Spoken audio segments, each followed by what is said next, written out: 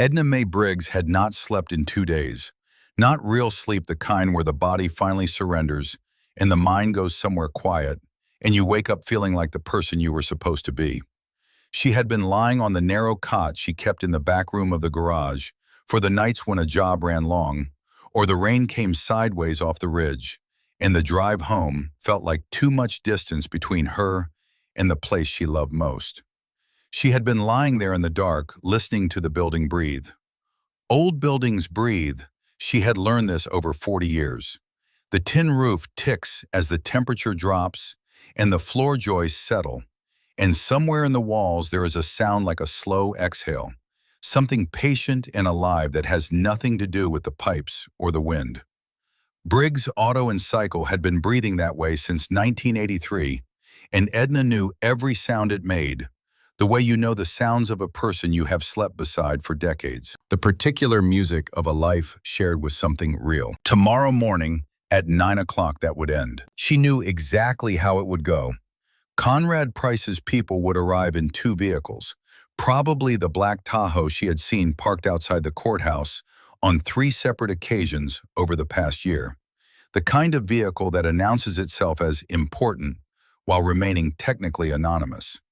There would be lawyers, there would be a folder with her name on it, and a line at the bottom waiting for her signature, and someone would offer her a pen with the smooth, unhurried confidence of a person who has never once had a closing go the other direction.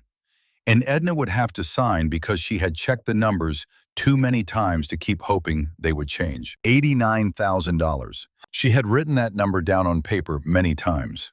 In the margins of bank statements, on the back of envelopes, in the notebook she kept by the phone. She had written it the way you write something you are trying to understand, the way you circle a word in a sentence you have read 4 times without it becoming clear. The number itself was not mysterious. The mystery was how it had come to mean the end of something that had taken 40 years to build. You did not arrive at a number like that all at once.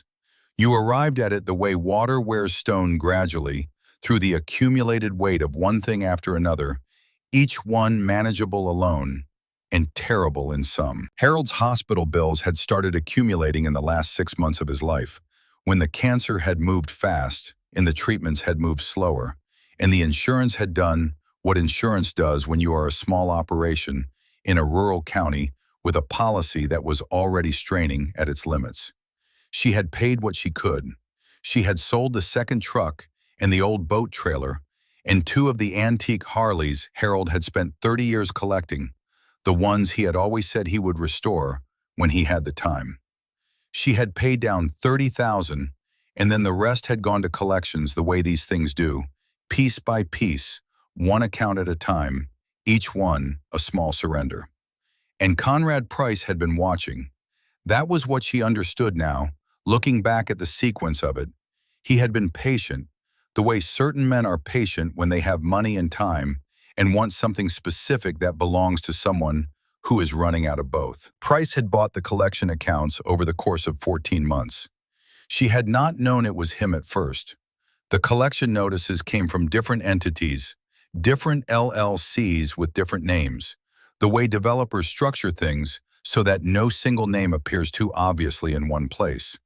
She had learned about it from Tommy Garrett, who clerked at the county assessor's office and had known Edna since the 4th grade, and who had called her on a Wednesday afternoon 4 months ago with the careful voice of a man delivering news he doesn't want to deliver.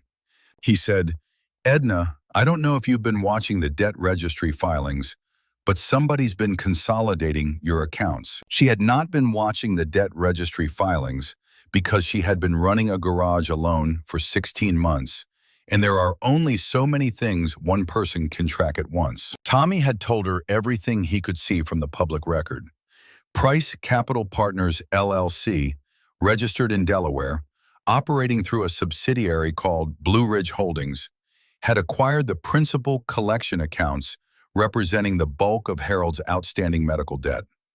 That gave Price a secured creditor position against the real property, which was the garage and the quarter-acre it sat on, which fronted Route 11, 3 miles outside of Maryville, Tennessee, which was worth considerably more than $89,000 because of what sat across the street and what Price apparently intended to build there. Edna had known about the development proposal for the highway commercial corridor for 2 years. Everyone in the county knew about it. Price wanted to put in a travel plaza, the kind with a gas canopy and a fast food franchise and a convenience store the size of a small airport.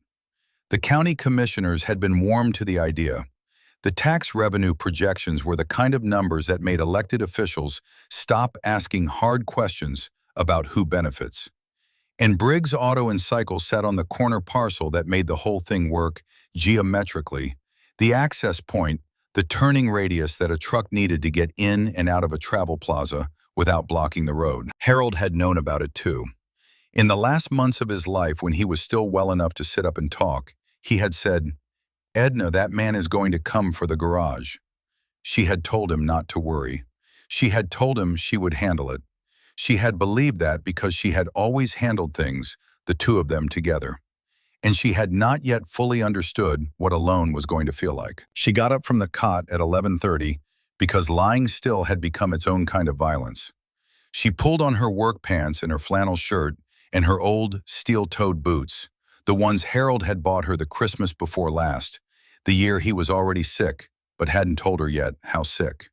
She went out into the shop floor and stood in the center of it and breathed in the smell of it. 40 years of that smell. Grease and metal, and the particular mineral sharpness of brake fluid, and the warm animal smell of rubber that has been run hard. Underneath all of it, something that had soaked into the concrete over 4 decades and could not be cleaned out. The accumulated ghost of 10,000 engines brought back to life by Harold's hands, and then by hers, each one a small miracle. Each one, someone making it to where they needed to go. The tools hung on the pegboard wall the way Harold had arranged them in 1983, and the way Edna had kept them since, every wrench in its place, every socket in its tray. The kind of order that comes from someone who respects what a tool is. "You take care of your tools," Harold used to say, "and your tools take care of you." He had said it so many times it had become the kind of thing you say without thinking. The kind of thing that turns out to be true in more ways than the literal one. She was standing in the middle of the shop thinking about Harold's hands, about the particular way he held a wrench left-handed, with his thumb tucked under rather than over, which was the wrong way technically, but which had always given him a control and a feel for torque that she had envied and never quite replicated when she heard it. A sound from outside, an engine that was trying and not quite managing it.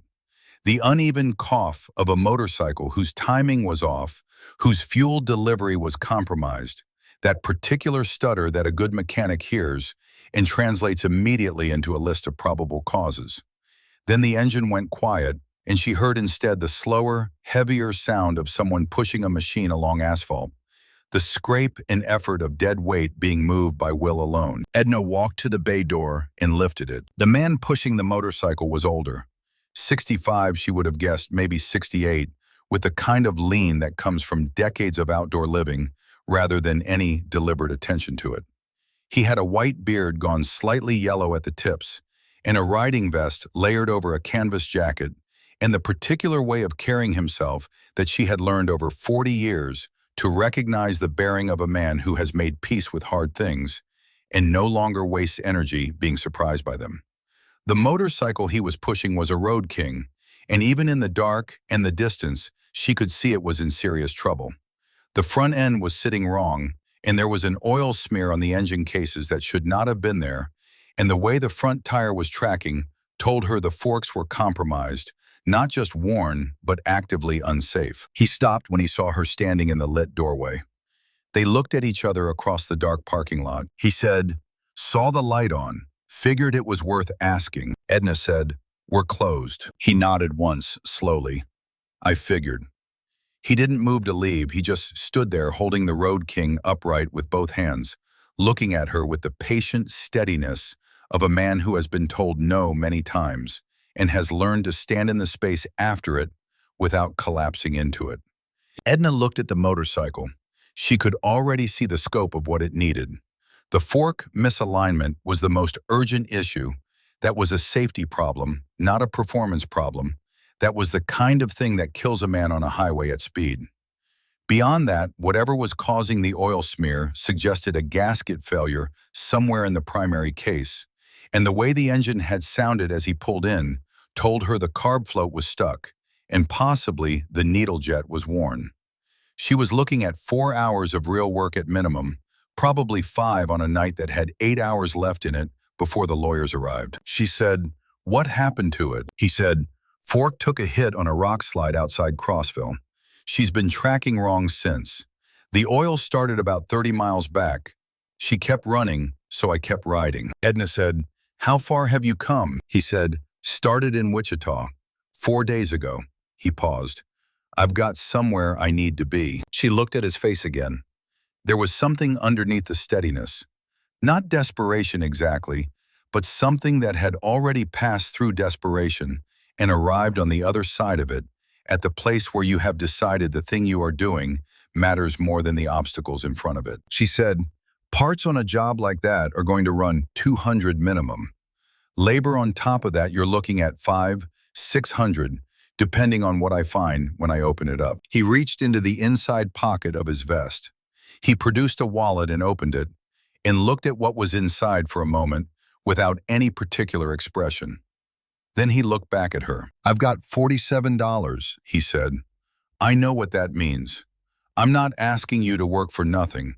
I just didn't know where else to stop." The thing Edna thought in that moment was not a calculation about the morning, or the lawyers, or the $89,000, or any of it. What she thought was very simple and very specific. She thought about Harold, who had told her once, sitting in the shop after closing on a night like this one, that the kind of person you are gets decided in the moments when there is no reason to be good, except that it is what you are. He had been talking about something small at the time, a customer who had overpaid by mistake, and Harold had driven 30 miles to return the overage rather than put it in the register. But Edna had understood even then that he was talking about something larger than the incident. She thought about the morning. She thought about the lawyers. She thought about the fact that this garage was going to be taken from her in 9 hours, and there was nothing she could do about that. And she thought about the man standing in her parking lot with $47 and a broken motorcycle, and somewhere he needed to be. She said, "What's your name?" He said, "Silas Boone." She said, "Pull it in, Silas. I'll look at it." His name was Silas Boone, and he said it the way people say their names when they are not asking you to do anything with it except acknowledge it. He got the Road King through the bay door with some difficulty because the fork misalignment was making the steering pull, and she helped him with the last few feet, her hands on the handlebars, feeling immediately the wrong geometry of it, the way the bike wanted to go left when you asked it to go straight. They got it up on the center stand, and she started her assessment. Silas sat on the stool near the parts counter without being asked to, which told her he had been in shops before and knew the protocol. He watched her work with the quiet attention of a man who respects what he is watching without needing to perform that respect by making noise about it. He did not offer advice. He did not ask anxious questions. He sat and he watched, and occasionally when she reached for something she had not yet picked up, he anticipated and handed it to her, which told her more about him than most conversations would have. She said after a while, working with a flashlight into the primary case, "Where are you heading?" He said, "Great Smoky Mountains. There's a place on the Appalachian Trail above Klingman's Dome where a man can see 4 states on a clear day. That's where I'm going." She said, "Long way to go for a view." He said, "It's not for a view." He reached into the inside pocket of his vest and took out something small, a metal canister sealed the kind you get from a funeral home. Smaller than you expect them to be, lighter than you expect them to be. He held it without showing it to her directly, just held it in his hands the way you hold something you have been carrying for a long time. "Fellow I rode with for 31 years, Fletcher Roth. He passed in February. Pancreatic cancer. Fast kind. He wanted his ashes scattered where he could see 4 states." Silas paused. He said if he was going to be somewhere forever, he wanted to be somewhere with a view. Edna stopped working for a moment. She looked at the canister in Silas's hands and then at his face in the shop light. She said, "Was he a rider?" Silas said, "Since he was 17 years old. Iron Covenant MC out of Kansas City chapter. 31 years together." He paused again. Fletcher used to say that a motorcycle was the only honest vehicle because there was nowhere to hide on one. Everything you are shows up on a bike. He was right about that. Edna went back to the engine case. She worked in silence for a moment. Then she said, "My husband Harold rode." Silas said, "Is he?" She said, "He passed 16 months ago." She turned a wrench. "Prostate cancer. We had about 11 months from diagnosis." Silas said, "I'm sorry." He said it the way people say it when they mean it, not as a courtesy, but as a recognition, one person acknowledging another person's particular shape of loss. Edna nodded without looking up from the work. She had gotten better at receiving that kind of acknowledgement without it undoing her, which was one of the things you learned when you were a widow and people said it to you regularly. You learned to take it in without going under. The shop was quiet for a moment in the comfortable way that it can be quiet with another person in it. The silence of two people who are both thinking about the same general subject without needing to excavate it further right now. She worked. He sat with the canister in his hands and watched her. Outside on Route 11 there was nothing, just the very occasional passing sound of a truck heading somewhere at 2 in the morning. She said, "What was he like?" Silas thought about it for a moment in the way of someone who has thought about it many times and is deciding which version to give.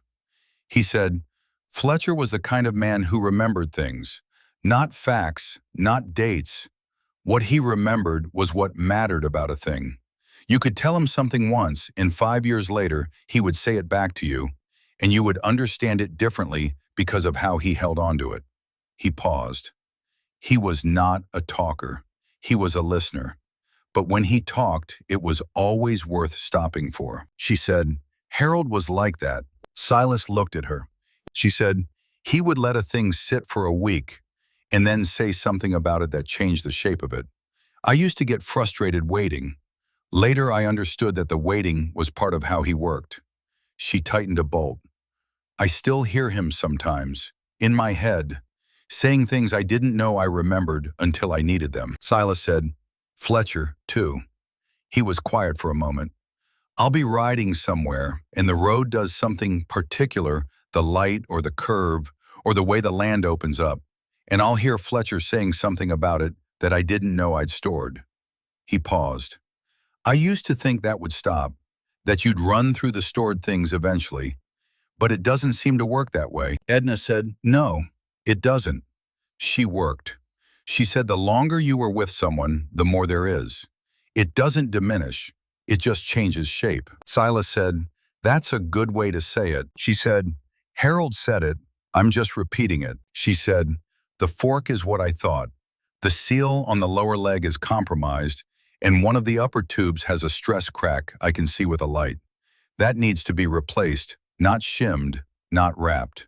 Replaced." Silas said, "Can you do that tonight?" She said, "I have the parts. I keep a stock of common fork components because there are enough long-distance riders on this stretch of highway that it pays to." She moved her light to the primary case. "The oil is coming from the primary gasket. It's been weeping for a while, I guess, and the heat from the engine being pushed hard finally broke the seal." She straightened up. "The carburetor I can clean, but the needle jet is worn. I may have an acceptable substitute in the bins." Silas said, "Edna." He waited until she looked at him. "Why are you doing this?" She looked at him for a moment. She looked at the canister he was still holding. She looked around the shop at everything that was hers, everything that was Harold's, everything that was going to belong to Conrad Price's lawyers in 9 hours. She said, "Because Fletcher Roth rode for 31 years, and he deserves to get where he's going." She turned back to the engine. "And because Harold would have fixed this bike. He would have fixed it without me even asking. So, I'm going to fix it." Silas was quiet for a long moment. Then he set the canister carefully on the workbench next to her tools, in the light where she could see it, and he said nothing more. But the gesture meant something. He was letting Fletcher be present for the work. Edna understood that. She worked with it. The fork replacement took the most time because a proper fork job on a Road King is not a job you rush if you care about the person who is going to be riding it. She drained the old oil, pulled the lower legs, assessed the damage to the left tube up close in the good light, and confirmed what she had seen with the flashlight. She went to the parts shelves in the back, the shelves Harold had built from 2x8s in angle iron and stacked from floor to ceiling with the kind of systematic organization that was his particular form of poetry. She found the replacement tubes where they should have been labeled in Harold's handwriting, the handwriting she had been seeing for 40 years, and still sometimes caught her off guard with its specificity, the way it was his and nobody else's. She brought the tubes out. She worked. She had learned to work this way in the deep, small hours, when the building was quiet and the road was quiet, and the only sound was the sound of metal and attention. Harold had worked this way too. In the early years before they could afford proper help, they had done this together, the long jobs that ran past closing, the ones that required too much attention to rush, and the shop at 2 in the morning had been one of her favorite versions of her life. The two of them, in the light and the smell of the place, with an engine apart on the bench, and the work proceeding at its own pace, and everything else outside the bay door. She had not understood until he was gone how much of the peace of those nights had been him. The shop was still itself, still the right place for this work, but there was a quality to the 2 in the morning quiet now that was different from before. It was not a bad quality. It was simply the quiet of one person rather than two, which is a different quantity with a different weight. Having Silas in the shop helped, not because he filled any part of what Harold had been, but because another person's presence in the building at this hour changed the acoustic of it, made the quiet less absolute, reminded her that work was not always meant to be solitary. She was glad he was there in the way you are glad for things that you did not expect to be glad for. The small, unexpected goodness of a night that had otherwise been entirely about loss. Silas said around 2 in the morning, "How long have you had this place?" She said, 40 years. Harold and I opened it in '83. We were both 28 years old and we had $4,000 saved and more confidence than sense." She paused. Harold used to say that starting a garage on a state highway in Tennessee was either the best idea we'd ever had or the worst, and it took him about 20 years to decide which. Silas said, "Which did he decide?" She said, "He decided every year was both." She looked up briefly. He was a complicated man. Silas almost smiled. Fletcher was like that, said things that sounded simple and turned out to be everything. She said, Harold was the opposite. He said complicated things that turned out to be simpler than they sounded once you sat with them long enough. She turned the wrench. He used to say the road doesn't ask where you've been, it only asks where you're going. I thought he was being poetic. Took me a while to understand he was giving directions. She worked. Silas watched. The shop breathed around them. It was around 3 in the morning when she found the primary gaskets set in the bins and confirmed she had what she needed. She had been working steadily for 3 hours by then, and her back was telling her about it, the particular conversation her lower back had been having with her for the past 5 years since she'd been doing this work without a second pair of hands. She straightened up slowly and pressed her palm to the workbench for a moment. Silas noticed. He said, "Can I do anything?" She said, "You can make coffee. There's a machine in the corner. It is not good coffee, but it is hot, and it is what there is." He got up and made the coffee and brought her a cup and set it where she could reach it without having to put anything down. Small competence. The coffee was bad the way it had always been bad, and she drank it anyway, and it helped. She said, without planning to, "Tomorrow morning at 9 o'clock, a man named Conrad Price is going to send his lawyers here with papers for me to sign." Silas said, "Nothing, just waited." She said, "Harold's hospital bills went to collection. I paid down what I could, but there was still $89,000. Price's people bought the collection accounts, all of them, over 14 months. She turned the wrench. That gives him a creditor claim against the property. This property. He wants to build a travel plaza on the corner. She paused. The garage has to go for the geometry to work. Silas said, "Can you contest it?" She said, "I don't have an attorney. I looked into it. The legal challenge process takes months and costs money I don't have. And even if I won on a technicality, he'd find another way because he has been patient for 2 years. And patient men with money don't give up on things they've already mostly won." She took a sip of the bad coffee. "I've done the numbers more times than I can count. I've been awake for 2 nights looking for something I missed. There is nothing I missed." Silas was quiet for a long moment. He said, "How long has this garage been here?" She said, 40 years. Harold built it. Before that, there was a service station on this spot going back to 1961 that Harold's father ran. This building replaced that one in '83. She looked at the walls. "There are people alive today because of work done on this floor, because an engine got fixed and a car made it over the mountain, or a truck made it to the hospital." She paused. "I know that sounds like I'm making it bigger than it is." Silas said, "No, it doesn't." She went back to work. The primary gasket went in cleanly, and she took her time with the torque sequence because Harold's voice was in her ear about it, the way it always was when she did precision work. His particular reminder that a gasket set properly the first time is a gasket that does not fail at 70 miles an hour on a state highway in the mountains. She said while she worked, "Harold rode an iron Sportster for 20 years, beat-up thing he bought in 1979 for $300. He spent the first 10 years fixing it, and the next 10 years riding it, and the last years when he was sick just sitting next to it in here sometimes. Said it was the best company he'd ever had that didn't talk back." She paused. "I sold it after he passed. I shouldn't have." Silas said, "You needed the money." She said, "I needed the money." He said, "Harold would have understood." She looked at him. "Did you know Harold?" He said, "No.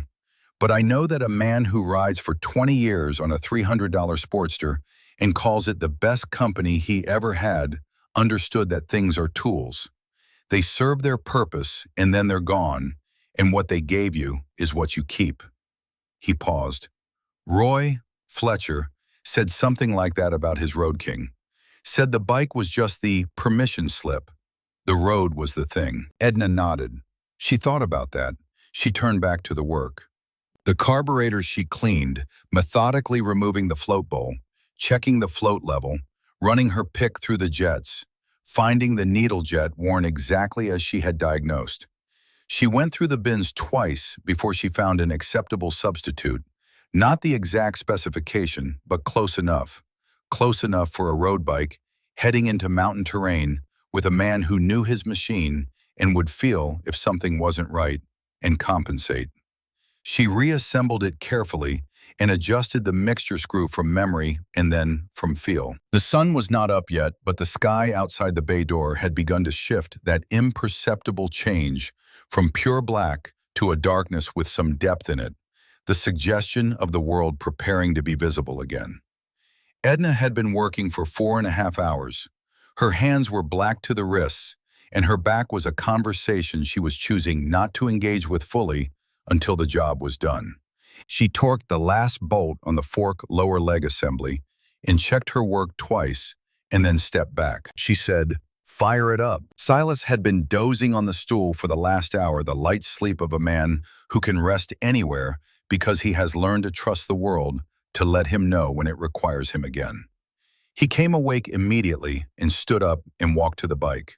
He looked at it for a moment at the new fork legs and the clean engine cases and the reassembled carburetor with the expression of a man looking at something he expected to be diminished and finds instead to be restored. He kicked the starter. The Road King turned over once, twice, and then caught and ran. Not the sick, coughing stutter that had brought him into the lot an hour ago, but clean and steady, the measured thrum of a well-fed engine running at correct timing, with its fuel delivery right and its geometry sound. The sound filled the shop and went out through the bay door and up into the pre-dawn air like an announcement. Edna felt something happen in her chest that she recognized but had not felt in a while. Not happiness exactly, something more specific than happiness. The particular satisfaction of having taken something broken and made it whole with your own hands, which is not the same as anything else in the world and does not require an audience and does not diminish when no one is watching. Silas let the engine run for a moment, listening to it with his head slightly tilted the way experienced riders listen to a warmed engine taking its measure. Then he looked at Edna. He said, "She sounds right." Edna said, "She is right." He throttled back and let it settle, and killed it. The silence that followed was the good kind, the kind full of what had just been accomplished. Silas reached into his vest pocket and produced the $47. He set it on the workbench with his palm flat on top of it and did not move his hand away. He said, "I know this isn't—" Edna said, "That's not payment. Keep it." He looked at her. She said, "Fletcher Roth gets to Klingman's Dome. That's the payment. That's what I want from this." Silas stood very still for a moment. He picked up the canister from where he had placed it on the workbench and held it. He said, "Edna." She said, "Go on. You've got a mountain to find." He looked at her for a long moment with something in his face that was complicated and genuine and not going to resolve itself into a single word. He said, "You don't know me." She said, "I know enough." He put on his helmet. He wheeled the Road King out through the bay door into the pre-dawn lot. The light had shifted enough now that she could see the outline of the trees on the ridge above the highway, the dark mass of them against a sky that was beginning very slowly to turn the color of old pewter. He kicked the engine over. It started on the first try, clean and certain. He sat on the bike for a moment without moving, and she understood that he was saying something to Fletcher in his way, in the space between starting the engine and riding out the kind of private moment that riders have. Then he rode out of the lot and turned east on Route 11 toward the mountains and the Smokies, in the place above Klingman's Dome where you could see 4 states on a clear day. And Edna stood in the bay door and watched him until the sound of the engine was gone and the road was empty and the silence came back. She stood there a moment longer. Then she went inside and sat down on the floor with her back against Harold's old workbench, the one he had built from a single piece of walnut salvaged from a barn demolition in 1981, the one she had never been able to bring herself to replace, even when the top had been scarred beyond refinishing by 40 years of work. She sat with her back against it and closed her eyes and breathed, and for the first time in 2 days, she slept. She had just under 4 hours before Conrad Price's lawyers arrived. She did not know it yet, but somewhere on Route 11, heading into the Smokies, a man named Silas Boone had pulled his Road King to the shoulder of the road and was making a phone call. And the man who answered that phone call would begin within the hour, setting in motion something that Edna Mae Briggs could not have imagined. Something that would arrive before the morning was out in a sound she had known all her life and loved, and would sound this time like something entirely new. She slept on Harold's concrete for less than 2 hours. In that time she did not dream, or if she dreamed, she did not remember it. What she had instead was the deep blankness of a body that has been asked too much for too long and has finally been given permission to stop. The kind of sleep that is less like rest than like a brief absence, the mind stepping out of the building of itself for a moment to let the structure cool. She woke with a clarity she had not expected, the particular sharpness that comes after insufficient sleep, when the body is too tired for the usual fog and settles instead for a stripped-down alertness. Everything unnecessary burned away, only what matters remaining. She woke knowing the phone was ringing.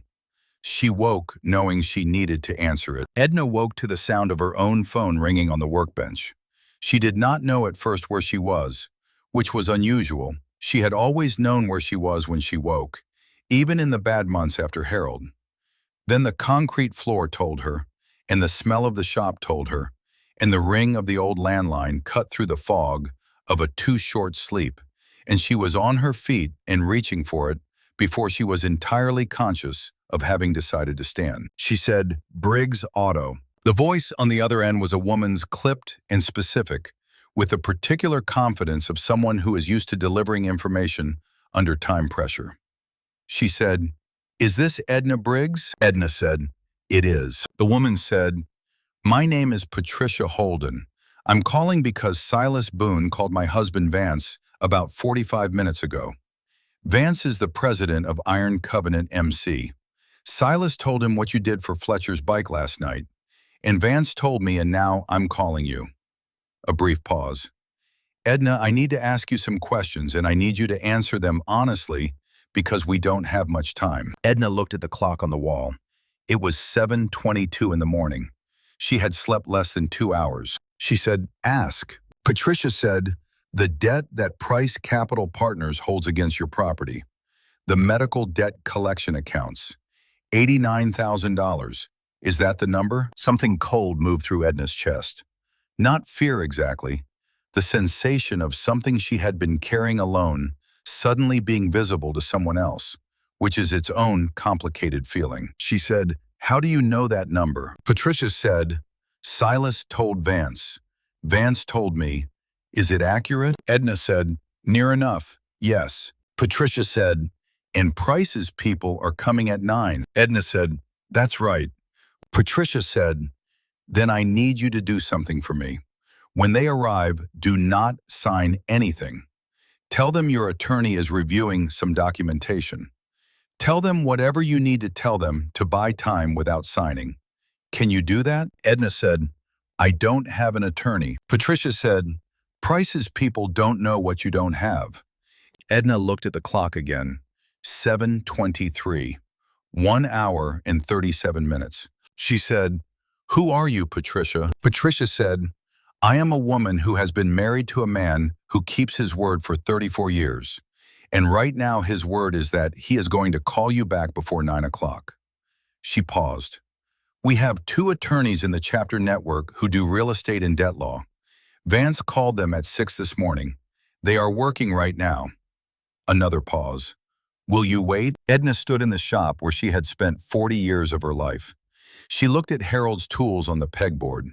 She looked at the photograph on the wall, Harold and her in 1983, standing in front of this building on the day they had opened, both of them 28 years old, and squinting into the June sun, with the particular expression of people who have just done something they were not entirely sure was possible. She said, "I'll wait."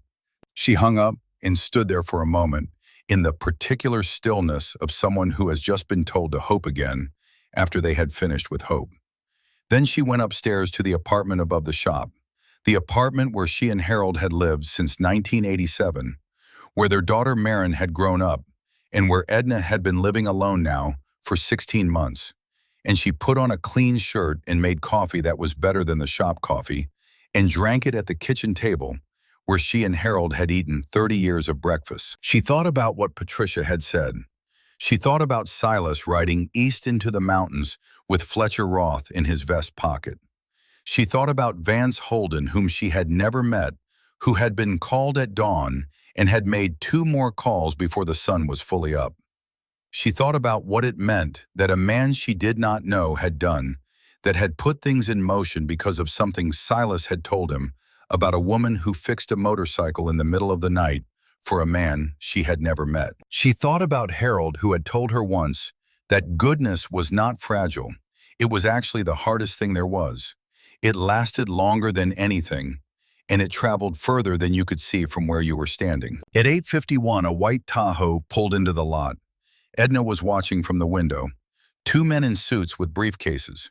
Behind them, a second vehicle, the black Mercedes she had known would come, the kind of car that cost more than she had paid for this building. She recognized Conrad Price from the one time she had seen him in person 8 months ago, when he had come with what he had called a fair offer, and she had told him the garage was not for sale.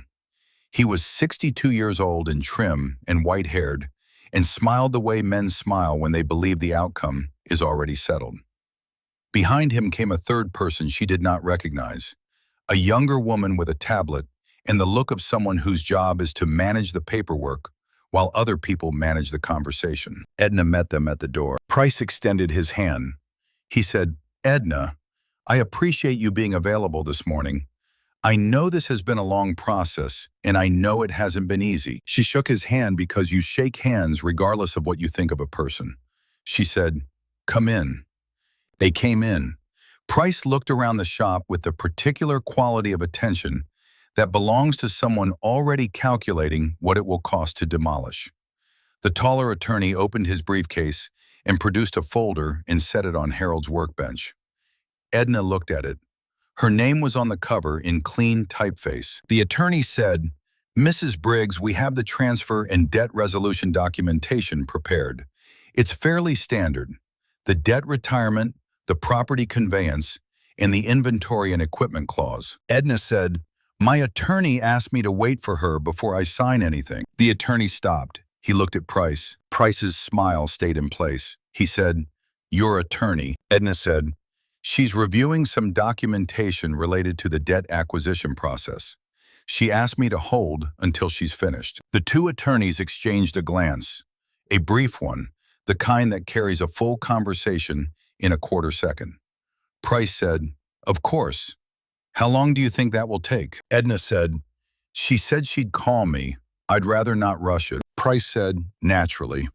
He put his hands in his pockets and walked slowly toward the photograph of her and Harold on the wall. He looked at it for a moment. He said, "Is this when you opened?" She said, 1983. He said, "You've built something here. I want you to know I respect that." She said, "Thank you." She said it without inflection, the way you acknowledge a thing someone has said, without granting it any particular meaning. The room went quiet. Price's young assistant had her tablet out and was not looking at anyone. The attorneys were standing near the workbench with the practiced patience of people who bill by the hour and therefore have no strong opinion about waiting. Outside, a truck went past on Route 11, and the sound of it filled the silence briefly, and then the silence came back. Edna's phone rang. She picked it up before the second ring. She said, "Briggs Auto." The voice was a man's, deep and steady. He said, "Edna Briggs. My name is Vance Holden.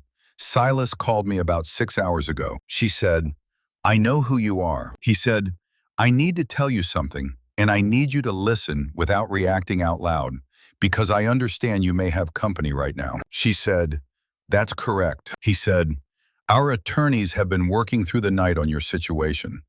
Ryan Gallagher, who does property and debt law in Nashville, and his partner, Kay Dixon. They've been going through the public filings on Price's debt acquisition." A pause. "Edna, they found something." She kept her face steady. Price was not looking at her, but she had the sense he was paying close attention in the way that certain men pay attention peripherally, precisely. She said, "Go ahead." Vance said, "The entity Price used to acquire your medical debt collection accounts is Blue Ridge Holdings, LLC, registered in Delaware. Ryan found a 2018 amendment to the Tennessee Consumer Protection and Debt Collection Act. It requires any out-of-state entity acquiring medical debt portfolios in Tennessee to be licensed with the State Department of Financial Institutions. Not just registered, licensed. A specific license that requires a background review and a surety bond." He paused. "Blue Ridge Holdings is not licensed. It is registered as a foreign LLC with the Secretary of State's office, but it does not hold a DFI medical debt acquisition license." Edna was very still. She said, "What does that mean?" Vance said, "It means Blue Ridge Holdings may not have the legal standing to exercise the creditor rights it claims against your property. The debt exists. The hospital debt is real. But the chain of acquisition that gives Price the right to foreclose on the basis of that debt may be built on a defective legal foundation." Another pause. "Ryan is filing a preliminary injunction with Davidson County Circuit Court challenging the foreclosure action. He's doing it right now. That filing creates a legal hold. Price cannot complete the transfer while the injunction is pending review." She said very quietly, "Are you certain?" He said, certain enough that two experienced attorneys are willing to put their names on the filing. The question is whether we can get the filing in before your 9 o'clock deadline. A brief pause. Edna, I need you to hold that room. How are you doing? She looked at Conrad Price, who was examining one of Harold's old awards on the wall, a certificate from the County Motor Vehicle Inspection Program from 1991, the year they had been named a certified inspection station. He was looking at it with the expression of someone reviewing the contents of an estate. She said, I'm holding. Vance said, good. I'll call you when it's done. Do not sign anything. She said, I understand. She hung up and set the phone face up on the workbench. Price turned from the wall. He said, everything all right? She said, my attorney is finishing up. She apologizes for the delay. Price nodded slowly. He said, Edna, I want to be direct with you because I think you deserve that. She said, please. He said, whatever review is happening right now, I need you to understand that the legal position here is settled. The debt is documented and recorded. The creditor claim is valid.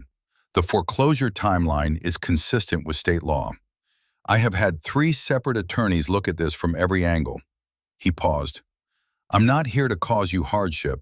I'm here because this is a business transaction that has been pending for a long time, and the time has come to complete it.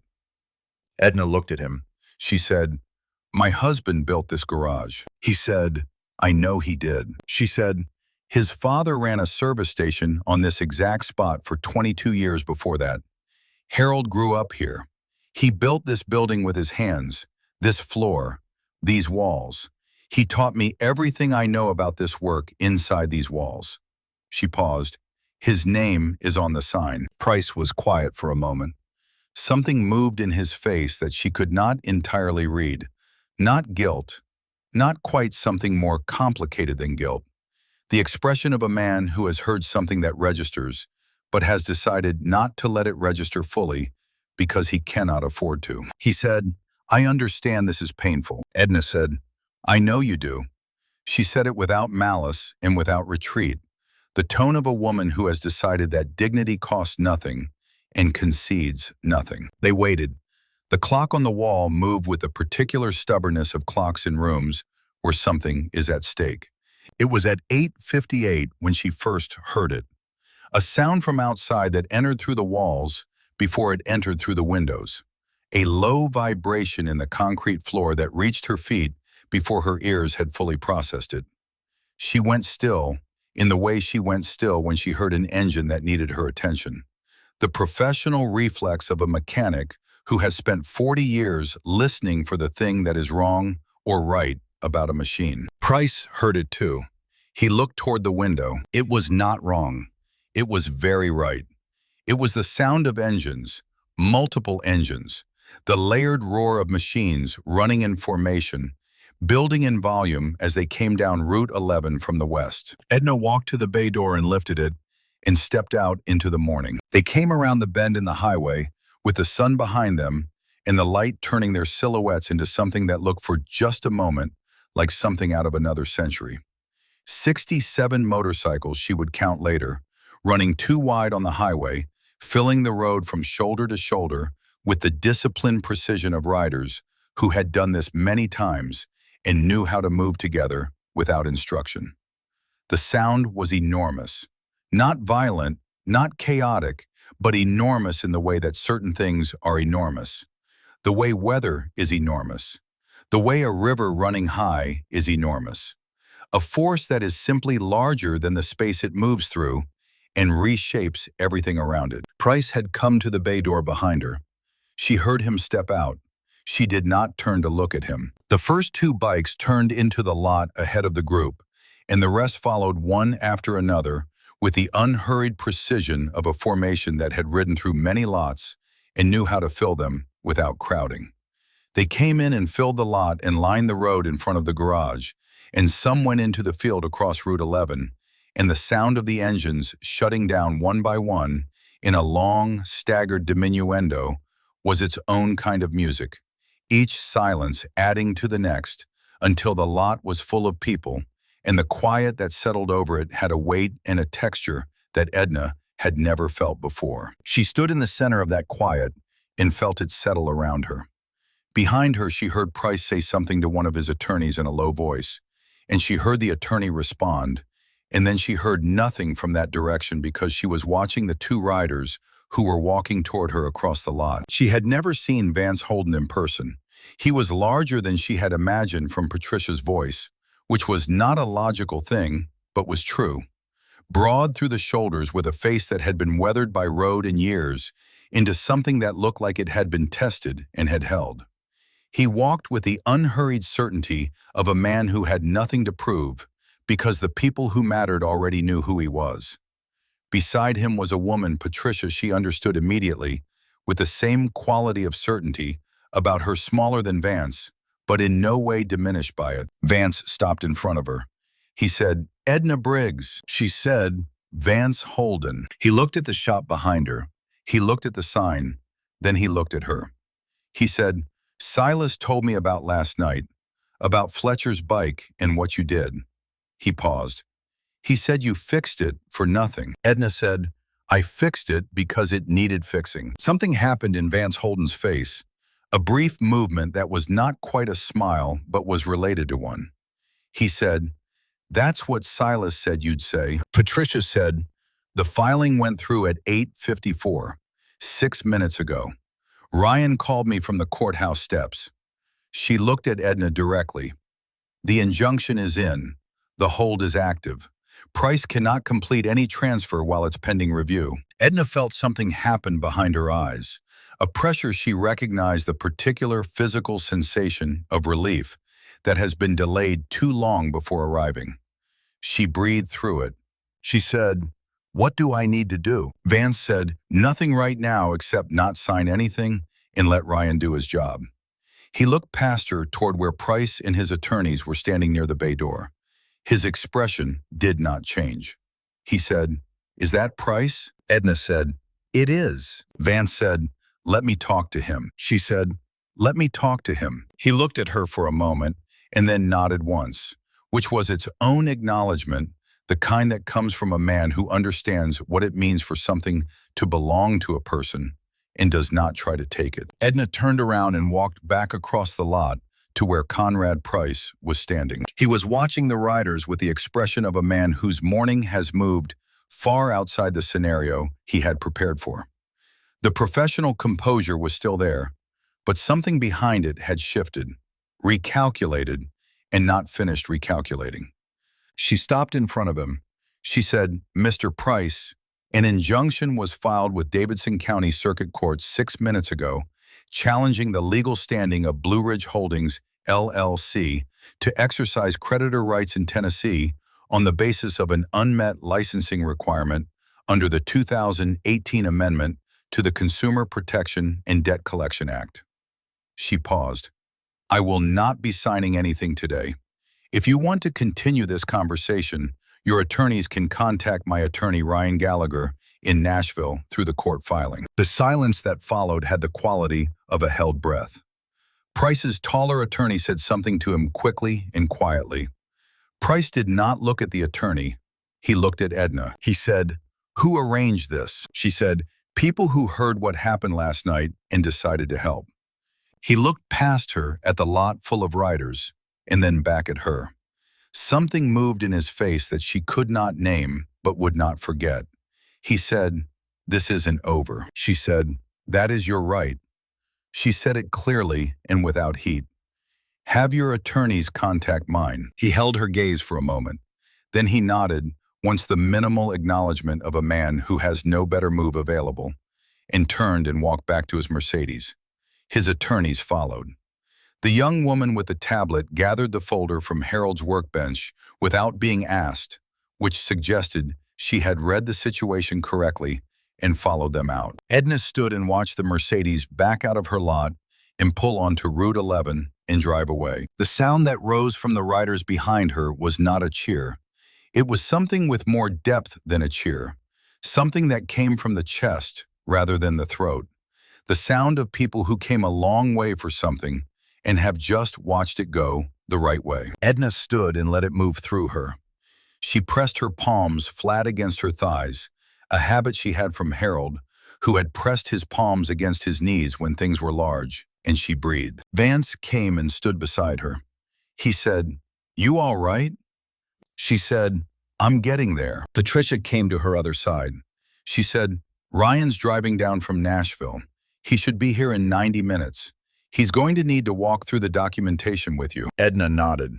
She looked at the lot full of riders, and she thought about Silas on Route 11, heading into the mountains with Fletcher Roth and the Road King running clean.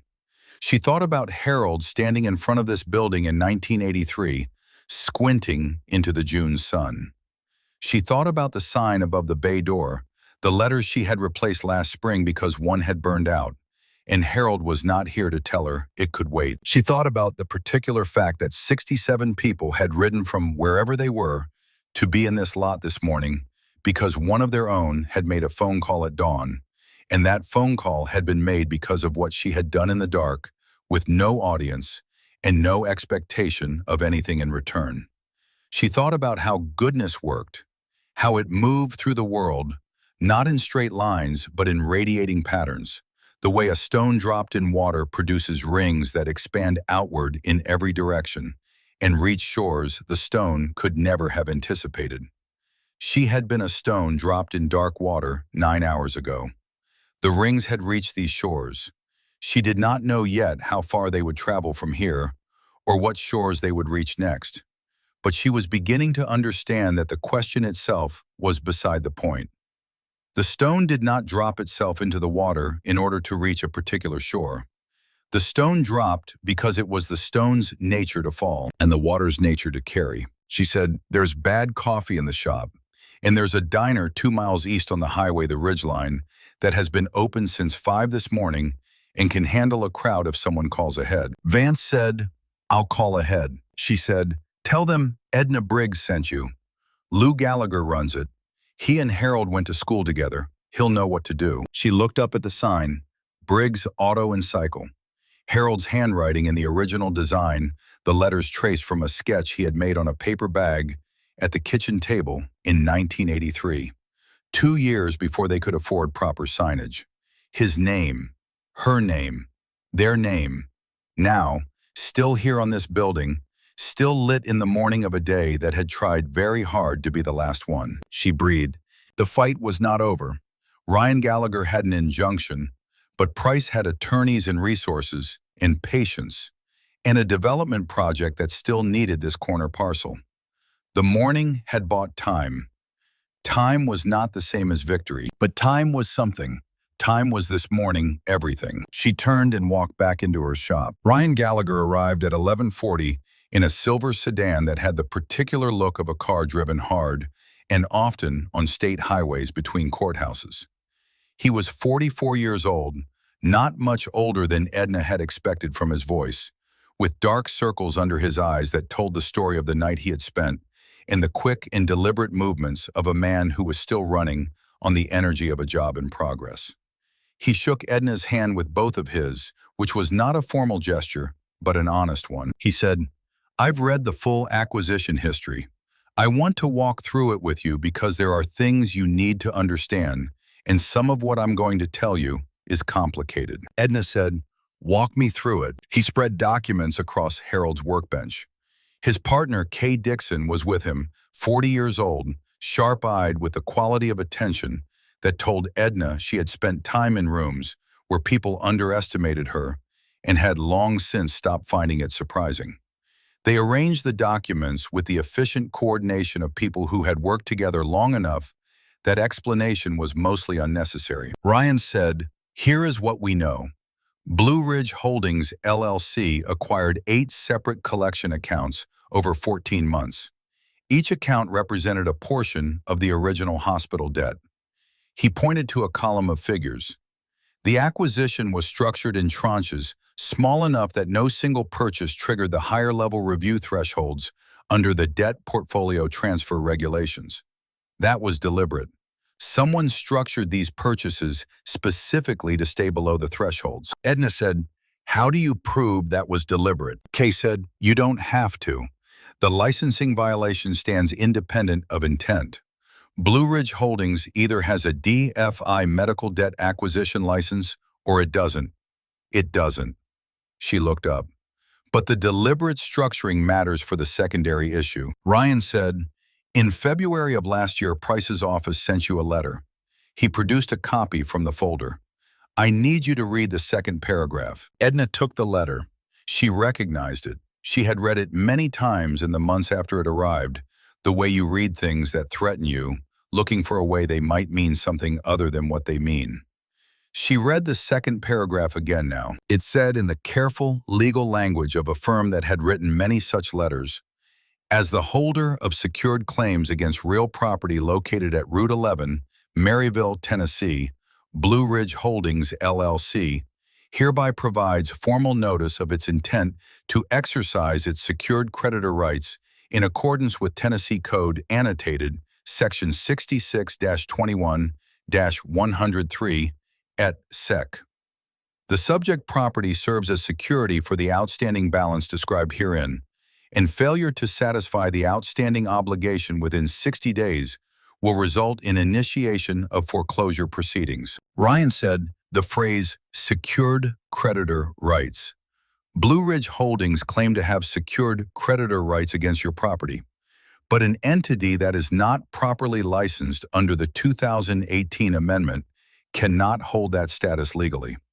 When Blue Ridge Holdings told you it had secured creditor rights, it may have been making a materially false statement to induce you to concede rights you would not otherwise have conceded. Case said, in plain language, that letter may constitute written misrepresentation. Edna looked at the letter.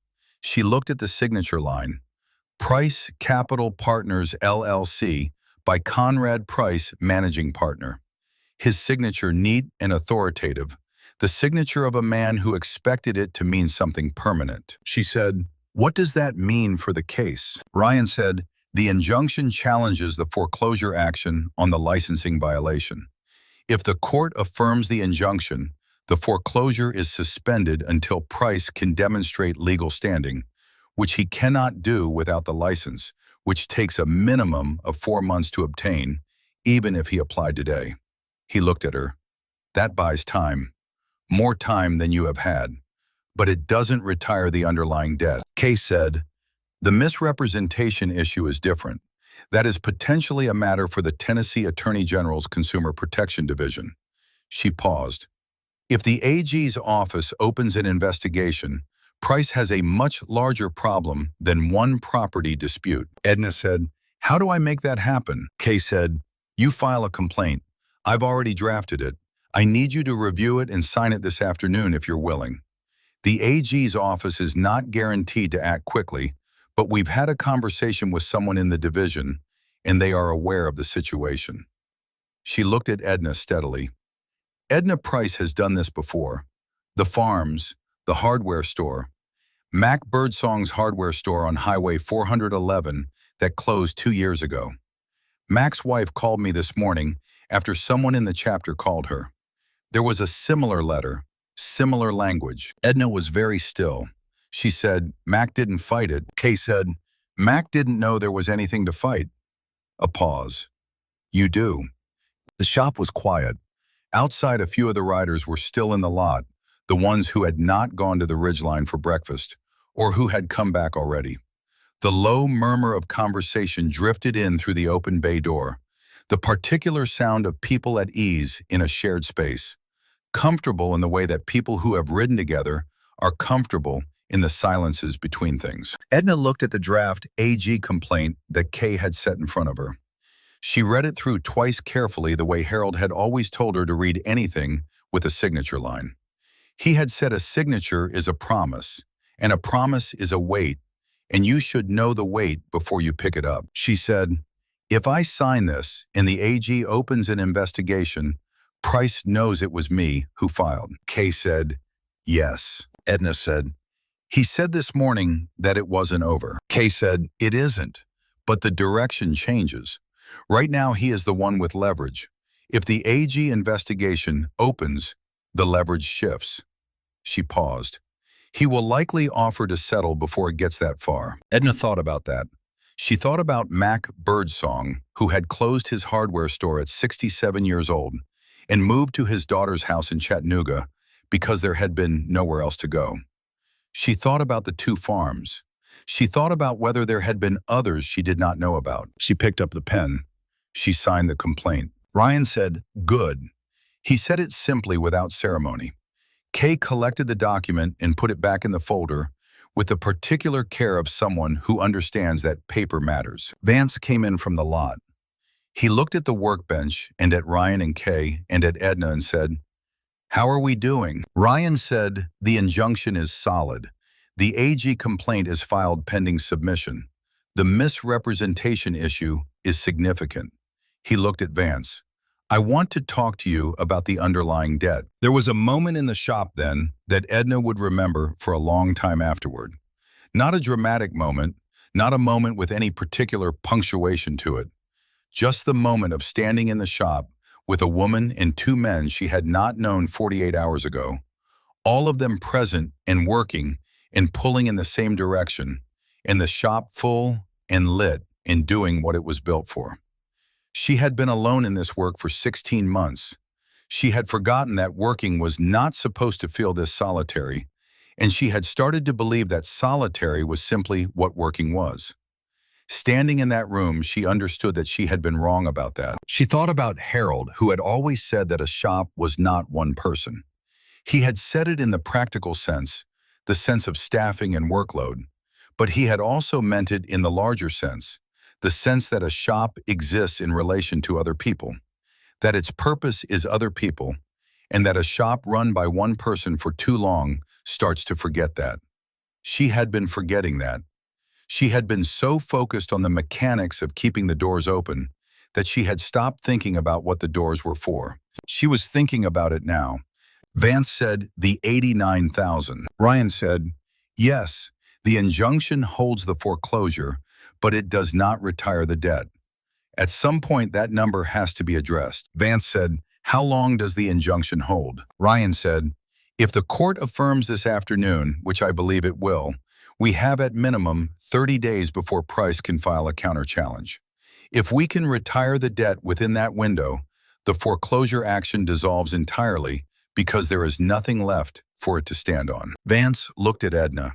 He said, "What do you want to say before I say what I'm about to say?" Edna said, "I don't take charity." Vance said, "I'm not offering any."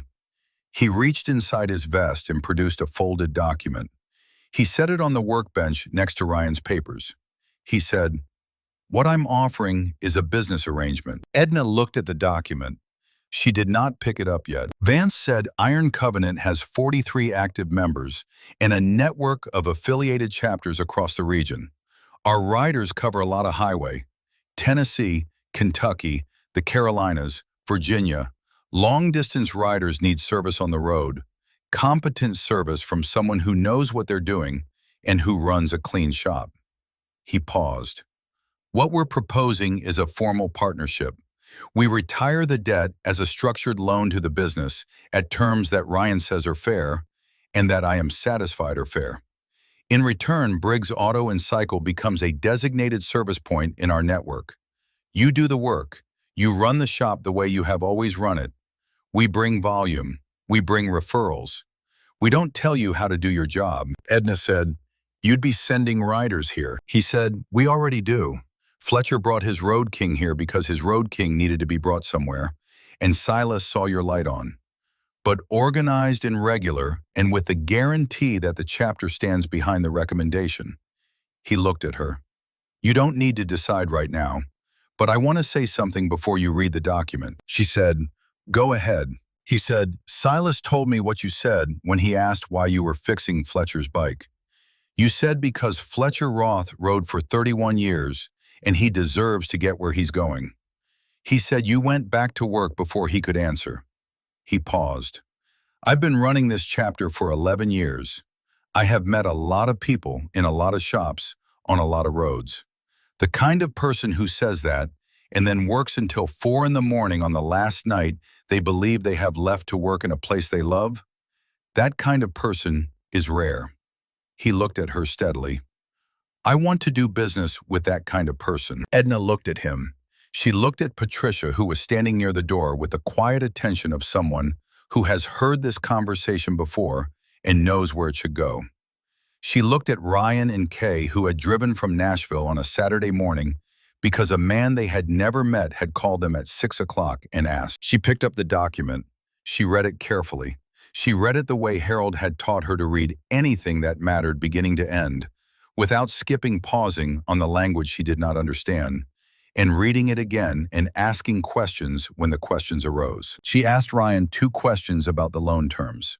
He answered them directly and without defensiveness, and the answers confirmed what the language said. She set the document down. She said, "There's a clause here about the sign." Vance said, "Yes." She said, "It says the name stays." He said, "Briggs Auto and Cycle. It stays. That is not a negotiable point on our end. That is a condition of the arrangement. The name is part of what makes this place what it is." He held her gaze. "Your husband's name belongs on that building. We are not here to change that." Something happened in Edna's face, then brief and real. The particular movement of a person who has been steadying themselves for a long time and has just been handed something steady enough to lean on. She said, "I need to make one call." Vance said, "Take your time." She stepped away from the workbench and called her daughter, Marin, in Knoxville. Marin answered on the second ring, which was how Marin always answered calls from her mother immediately, the particular reflex of someone who has been close to loss and has reorganized their relationship with the phone accordingly. Edna said, "Marin, I have about 5 minutes and I need to tell you something." She told her, "Not everything, there was not time for everything, but enough." Silas in the bike, the injunction, Vance in the document, the debt, the partnership. She could hear Marin breathing on the other end. The specific quality of that breathing, the sound of someone holding themselves together to hear something through before they let themselves feel it. When Edna finished, Marin was quiet for a moment. Then she said, "Mom." Edna said, "What?" Marin said, "Is the sign still up?" Edna said, "The sign is still up." Marin said, "Is it lit?" Edna looked through the window at the front of the building. The sign was lit in the morning light. Briggs Auto and Cycle. Harold's design in metal and neon, still there, still whole. She said, "It's lit." Marin made a sound that was not a word. A sound that a daughter makes when a thing she has been afraid of has not happened. A release that has been compressed for a long time and has finally found air. Then she said, "What does the contract say about the coffee machine?" Edna said, "Nothing about the coffee machine." Marin said, "Then you should negotiate that. The coffee has been terrible my entire life." She was crying and she was laughing at the same time, the way she had been able to do since she was small, the way Harold had been able to do the particular gift of certain people who can hold grief and joy in the same moment without one canceling the other. Edna said, "I'll see what I can do." She paused. "I love you, Marin." Marin said, "I love you, Mom. Say yes." Edna said, "Yes.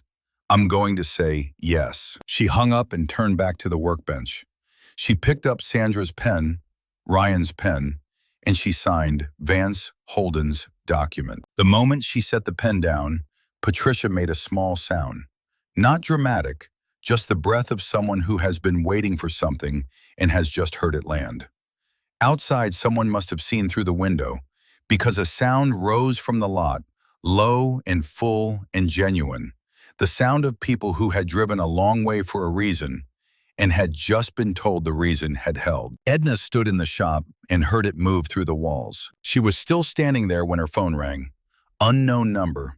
She answered it. The voice was Price's, smooth and professional, but with something under it now that had not been there at 9 o'clock this morning. Something that was reevaluating its position. He said, "Edna, I understand there's been a filing." She said, "That's correct." He said, "I'd like to talk, without attorneys making everything complicated." She said, "My attorney has advised me not to have conversations without her present." A pause. He said, "I see." A longer pause.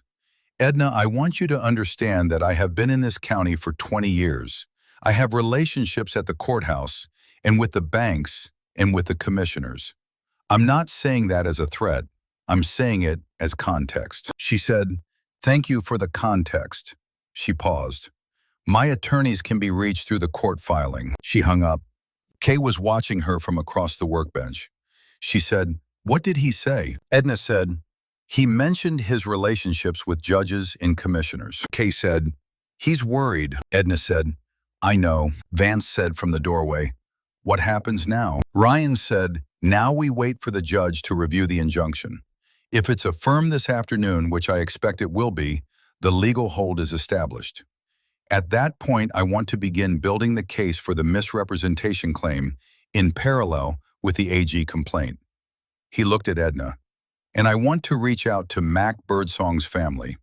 If the letter they received had similar language, we have a pattern. A pattern strengthens everything." Edna said, "Mac's wife is named Dorothy. She lives in Chattanooga." Kay said, "I have her number. The chapter network connected us this morning." Edna looked at her. She thought about the fact that someone in a motorcycle club in Kansas City had called someone in Nashville who had called someone who knew Dorothy Birdsong, and that this chain of people had been set in motion before 7 in the morning because a man named Silas Boone had made a phone call from the shoulder of Route 11 at dawn. She thought about what Harold had said, that goodness was not fragile, that it traveled further than you could see from where you were standing. She was still thinking about it when Ryan's phone rang. He answered it, listened, and his face shifted in the specific way of someone receiving information they have been waiting for. He lowered the phone.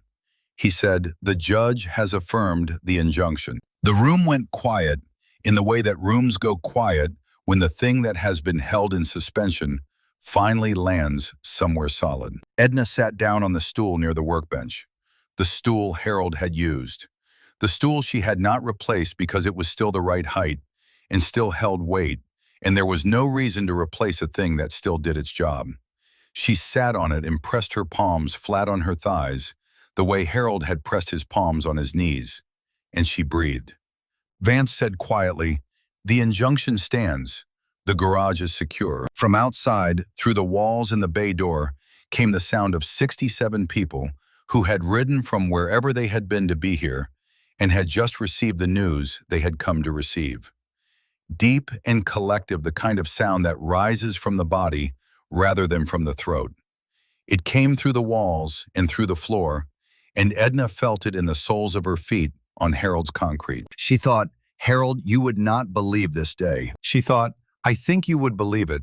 I think you'd say you saw it coming." She looked at the photograph of the two of them from 1983. She looked at Harold's face, young and squinting, and not quite sure yet that the thing they had started was going to hold. She said quietly, so only the photograph could hear it, "It held, Harold. It held." Patricia came and sat beside her. She did not say anything. She did not need to. She was simply present, which was sometimes the most important thing. Edna sat with it. The relief and the exhaustion and the grief that had not gone anywhere and would not go anywhere, but was for this moment held alongside something else large enough to balance it.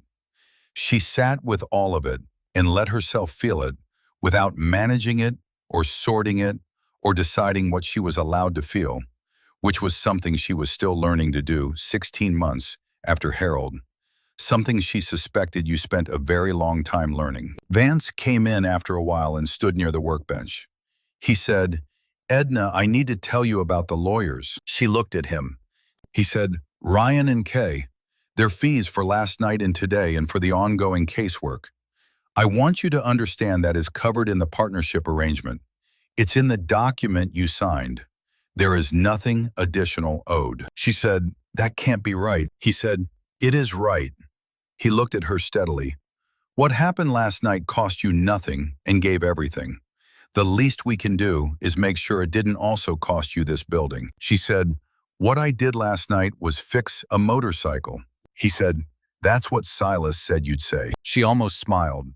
She was beginning to understand that certain things she said were going to be reported back to her as confirmation of the thing people had already decided about her, and that there was no point arguing with it.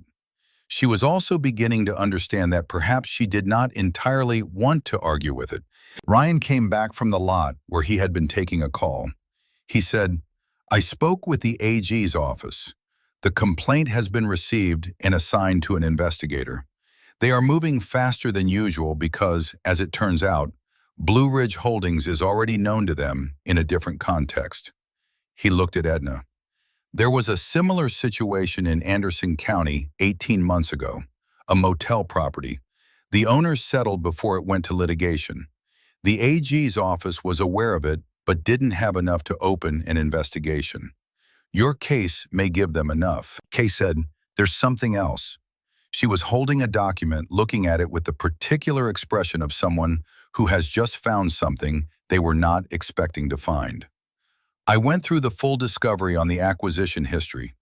Every document Price's LLC filed in relation to your property." She paused. "There is a deed of trust registered with the county in October of last year. Standard filing. But the property description in the deed of trust contains a discrepancy with the legal description in your original deed." Ryan looked at her. "What kind of discrepancy?" Kay said, "The parcel number is correct, but the meets and bounds description includes a strip of property along the north boundary that is not part of your parcel. It appears to be part of the county road right-of-way." Ryan was very still for a moment. Then he said, "Are you saying they tried to include public right-of-way in a private deed of trust?" Kay said, "I am saying the description as filed includes it." There was a moment of professional silence between Ryan and Kay, the kind of silence that happens between two people who are looking at the same thing and reaching the same conclusion, and need a moment to be certain they are right before they say it. Ryan said, "That's fraud." Kay said, "That is what that is." The room went quiet with a different quality, now the quality of a thing that has just gotten significantly larger. Edna said, "What does that mean for the case?" Ryan said, "It means that Price's legal team filed a deed of trust with the county that incorporated public land into a private claim. That is not a technicality or an ambiguity. That is a knowing misrepresentation in a legal filing." He looked at her. "That is a matter for the district attorney." Edna sat very still. She thought about 40 years of this building.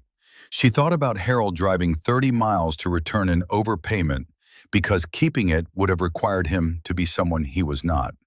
She thought about Conrad Price and his 14 months of patient accumulation, and his black Mercedes, and his relationships with the commissioners, and his deed of trust that included land that was not his and had never been his, and which he had described as his in a legal filing anyway. She said, "Are you going to report it?" Ryan said, "That is your decision, not mine." She looked at him. She said, "Report it." He nodded once. He picked up his phone. It was mid-afternoon when Price called again. The sun had crossed to the west side of the building, and the light through the bay door had gone from the sharp white of morning to the softer amber of the hours before evening, the particular quality of light that Edna associated with the end of workdays in the shop. The light that had meant Harold would be washing his hands in the utility sink and thinking about supper. Price said, "Edna, I've been advised by my attorneys that there may be some additional complications in the documentation." She said, "Yes." A pause. "I want to propose a resolution." She said, "What kind of resolution?" He said, "A complete one. The debt retired, the foreclosure action withdrawn permanently, the property claim released with a clean title recorded at the county." He paused. "And a settlement for the issues related to the correspondence in the deed filing." Edna was quiet for a moment. She said, "You're talking about a cash settlement." He said, "I am." She said, "Have your attorneys contact Ryan Gallagher." She gave him the number from memory. "If the terms are genuine, he'll tell me." Another pause, longer this time, with the particular weight of a man who has been in control of a situation for a long time and is not in control of it anymore, and knows it, and is trying to decide what that means for him. He said, "Edna, I want you to know something." She waited. He said, "I have been doing this for 20 years. These transactions, I know what it looks like from where you're standing. I know what it has looked like to other people in similar situations. He paused. I do not think I understood until this morning what I was actually taking. Edna said nothing. He said, what your husband built here, what you have been keeping. I looked it up after I left. The history of this garage, the service station before it, the work. He paused again. I am not asking you for anything. I am just telling you that I understand now what this is. He stopped. I don't know if that means anything to you. Edna thought about it for a long moment. She said, contact Ryan Gallagher. She said it without anger and without warmth. The tone of a woman who is being fair, because that is what she is not, because she has decided Price deserves it. If the terms are real, we'll talk. She hung up. Vance was watching her from the doorway. He said, he wants to settle. She said, he does. Vance said, do you trust it? She said, I trust Ryan to tell me whether to trust it. He nodded slowly.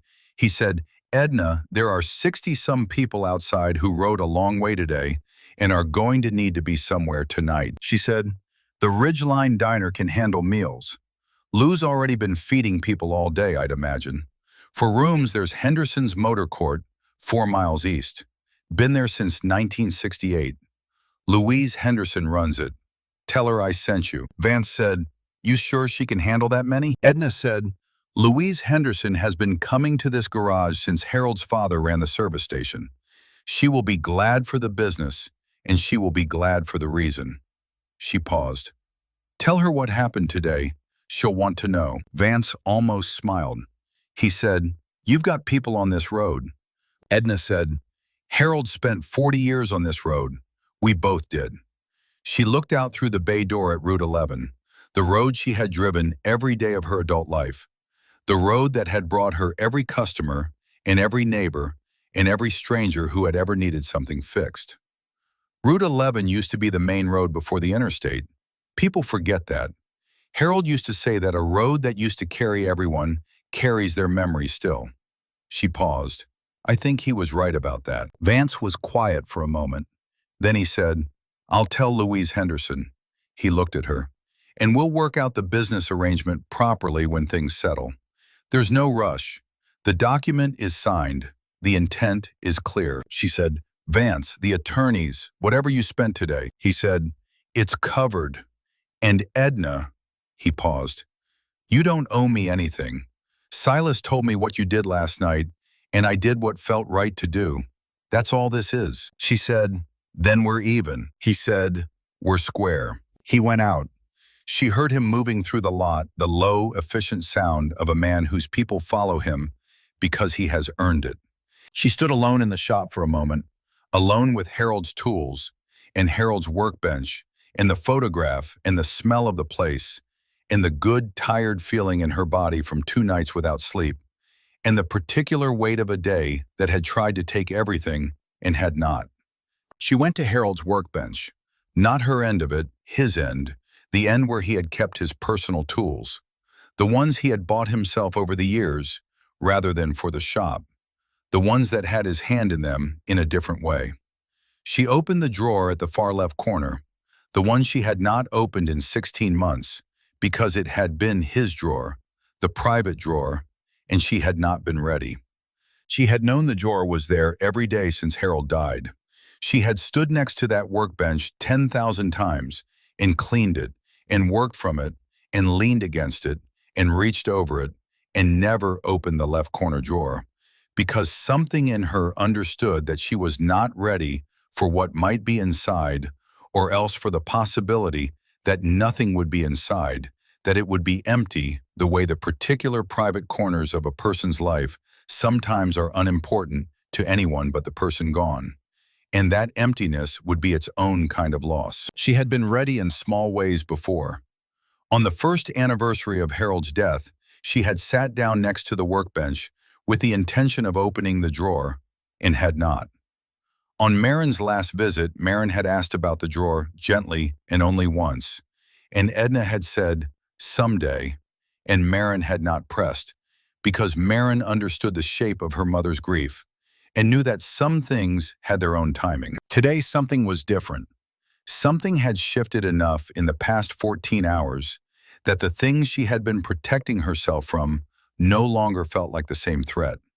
She was not ready in the sense of being comfortable.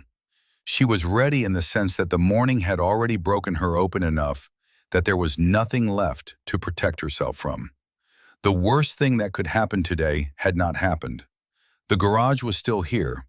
Harold's name was still on the sign. Whatever was in the drawer, she could receive it now. She opened it. She did not know why she opened it now.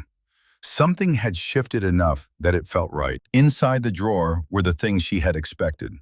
A photograph of Marin at about 7 years old, sitting in the driver's seat of a car in the lot. A small knife he had carried since the army. A notebook with his handwriting, the inventory notes from 1994, the year they had taken out the second loan and expanded the building. And at the back of the drawer, something she had not expected. An envelope, sealed. Her name on the front in Harold's handwriting. Not formal handwriting, not the careful lettering of the sign he had designed, but the everyday handwriting, the handwriting of a grocery list or a note left on the kitchen table. She stared at it for a long moment. Then she sat down on his stool and she opened it. The letter was 3 pages. Harold's handwriting dense and careful, the handwriting of a man who took words seriously enough to slow down when the words mattered. It was dated in September, 14 months ago, 6 weeks before he died. She read it. It began as Harold's important things always began without preamble. He said, "Edna, if you're reading this, you found the drawer, which means something has happened that I couldn't fix before I went, and I'm sorry for that. I tried to fix it, and I couldn't, and I need you to know what I know." She read on. Her hands were steady. Harold had known about Price. He had known for longer than she had realized. In the spring of his last year, when he had still been well enough to come downstairs and sit in the shop, a man had come to see him. Not Price himself, but a representative. A man named Aldous, who had presented himself as a consultant for a commercial development group and who had made Harold an offer, sign over an option on the property, take a payment now, and remain as the operator of the garage for a guaranteed 5 years under a management contract. Harold had said no. He had said it politely, and he had shown the man out. But he had written down what the man had said, and he had kept the card the man had left, and he had made a note of the date and the offer amount and the name of the entity the man represented, which was Harold had written a company called Bluestone Development Partners, which his subsequent research had shown was a predecessor entity to Blue Ridge Holdings, LLC, which was registered to the same address in Wilmington, Delaware, and shared the same registered agent. And then Harold had written Edna, he came back. Not Aldous, Price himself. In July, you were at Marin's for the weekend. He came to the shop on a Saturday afternoon when I was alone, and he made the offer again, higher this time. And when I said no again, he said something that I want you to know about. He said, "Harold, I know you're not well. I know what the medical situation looks like. I've been watching this property for 2 years, and I am going to have it eventually. The only question is whether you and Edna walk away with something or whether the debt takes everything." Harold had written, I told him to leave. He left. I have been thinking about what he said ever since. I did not tell you because I did not want to worry you with something I could not yet resolve, and because I thought I might find a resolution before I ran out of time to find one. I was wrong about that. I'm sorry. The last page said, Edna, I left this in the drawer because I believed you would find it when you were ready. I believe you will handle this because you have always handled the hard things, and because you are the strongest person I have known for 40 years. And I do not say that as a comfort. I say it as a fact. His name is Conrad Price. His company used a different name when he came to me. That is what he does. I wrote down everything I remember from the July conversation. It is in the notebook, the blue one, on the second shelf. I wrote it down the same night. She turned to the last paragraph.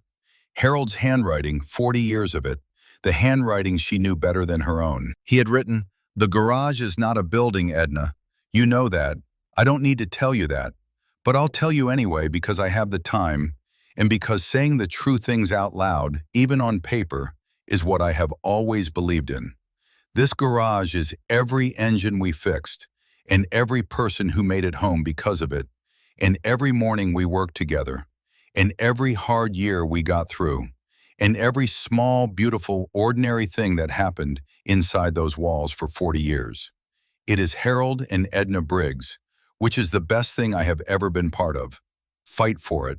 I know you will. I love you, Edna. I have loved you for 40 years, and I will love you for whatever comes after. She sat on Harold's stool for a long time. Then she took the letter and the notebook, the blue one, from the second shelf where Harold had said it would be, and she went to find Ryan Gallagher. He was in the lot talking with Kay near the cars. She walked out and handed him the letter and the notebook without explaining, because the documents would explain themselves. Ryan read for a minute. His expression changed. He looked at Kay. Kay read. Her expression changed. Ryan said very quietly, Edna. She said, I know. He said, this is Price telling your husband in your husband's own account that he knew about the debt, that he intended to use it, and that he came to the property to pressure a dying man. He paused. This is contemporaneous documentation of predatory intent. Your husband wrote this down the night it happened, Kay said, and the Bluestone to Blue Ridge connection. That's a corporate shell history we can document through public filings. Ryan said, Edna, this changes everything, not just your case. If Price approached other property owners the same way, she said, he did. Mac Birdsong, the farms. She paused. Find out who else. He looked at her. He said, I will. She said, do it. He nodded. He was already reaching for his phone. She walked back into the shop. She stood in the center of it for a moment, in the smell of it, in the sound of 67 motorcycles outside, and the particular living quiet of a building that was still standing when it should not have been. She thought about Harold, who had known what was coming and had written it all down, and had put it in the drawer and had trusted her to find it. She thought about what he had written. The garage is not a building. She thought, I know Harold. I have always known that. She thought, I found it. The afternoon was moving toward evening, and the light through the bay door was going amber and warm, and the riders outside were beginning to prepare to leave the low, organized sounds of departure engines starting, helmets going, on the murmur of men and women who had come together for a purpose and were satisfied with the day and ready for the road. Vance came in one more time. He said, we're going to head out. Most of the chapter will go to Henderson's for the night. A few are going to keep riding. He looked at her. I'll be back in 2 weeks to go through the business details properly. Give you time to think and time for the legal picture to settle. She said, I appreciate that. He said, Edna, what you found in that drawer? She said, I told Ryan. He nodded. He said, Harold sounds like a man who thought ahead. She said, Harold thought about everything twice, then a third time if it mattered. She paused.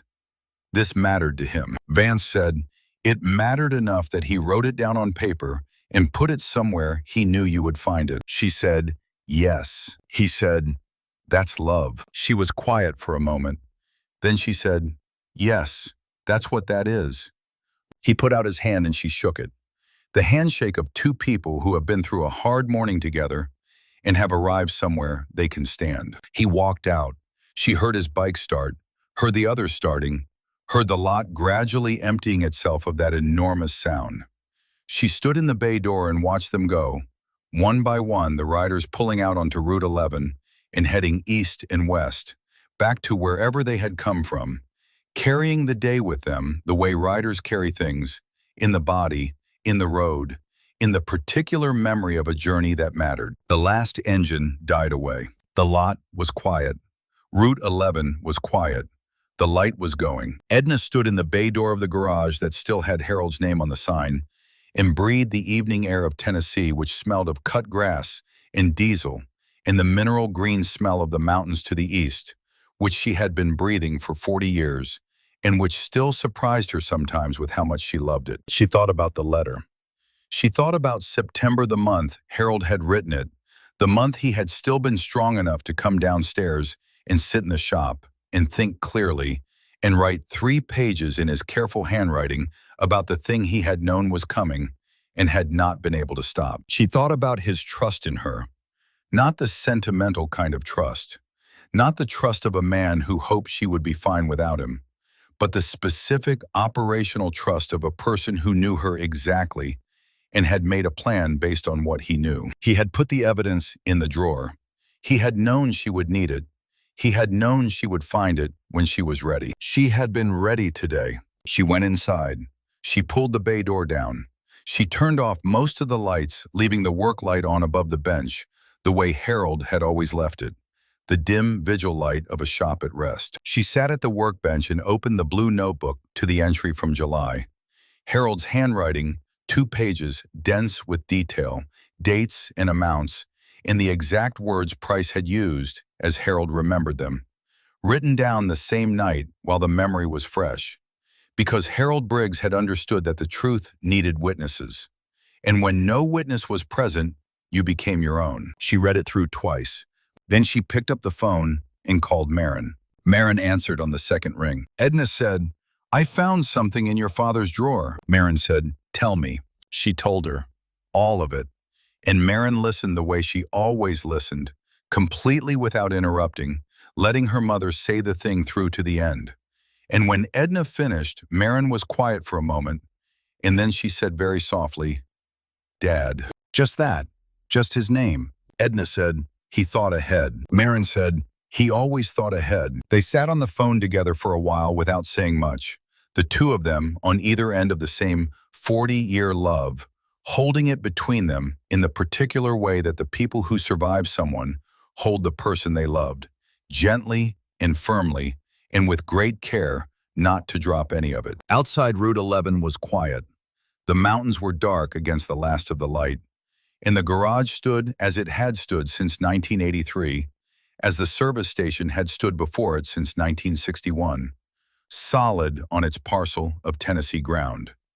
Harold Briggs's concrete under Harold Briggs's floor, under Harold Briggs's sign, lit in the evening of a day that had tried very hard to be the last one and had failed. Edna said, "I'm going to be all right, Marin." Marin said, "I know you are, Mom." She said, "Come visit soon." Marin said, "I'm putting it in my calendar right now." She said, "Good." She hung up. She looked at the workbench. She looked at Harold's drawer, open and honest in the low light. She said out loud to the shop, to the photograph, to the smell of the place, and the breathing of the walls, and the 40 years of accumulated presence of the man who had built it, she said, "Thank you, Harold." The shop breathed. The light held. The road outside was quiet and waiting and going in all directions at once, the way roads do. The settlement took 9 days. Ryan Gallagher negotiated with the precision and patience of someone who understood that the best agreements are the ones where the other side concludes they got something reasonable, even when they did not get what they came for. Price's attorneys pushed back twice in the terms around the deed of trust fraud and the misrepresentation letter.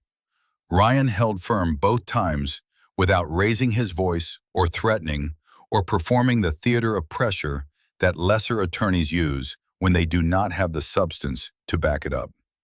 Ryan had the substance. He knew it. Price's people knew it.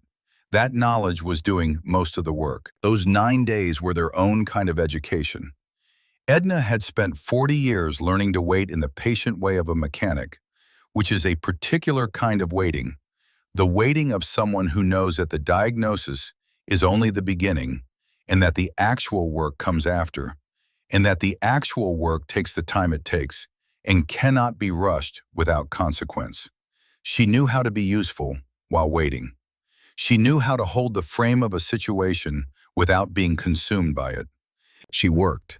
Every day of those 9 days, she opened the shop at 6:30 and she worked until the light went, and sometimes after. Not because the work was urgent, though it was. Not because she needed to occupy herself, though she did. But because the work was the thing itself, the reason the building existed, the proof that it was still alive, and still worth what it had cost to keep it. Each engine she turned her hands to was a small argument. Each repair completed and done right was a quiet insistence that the garage and everything it represented was not past, was not finished, was not a thing waiting to be converted into someone else's profit. On the third day, Mac Birdsong's wife Dorothy called her back.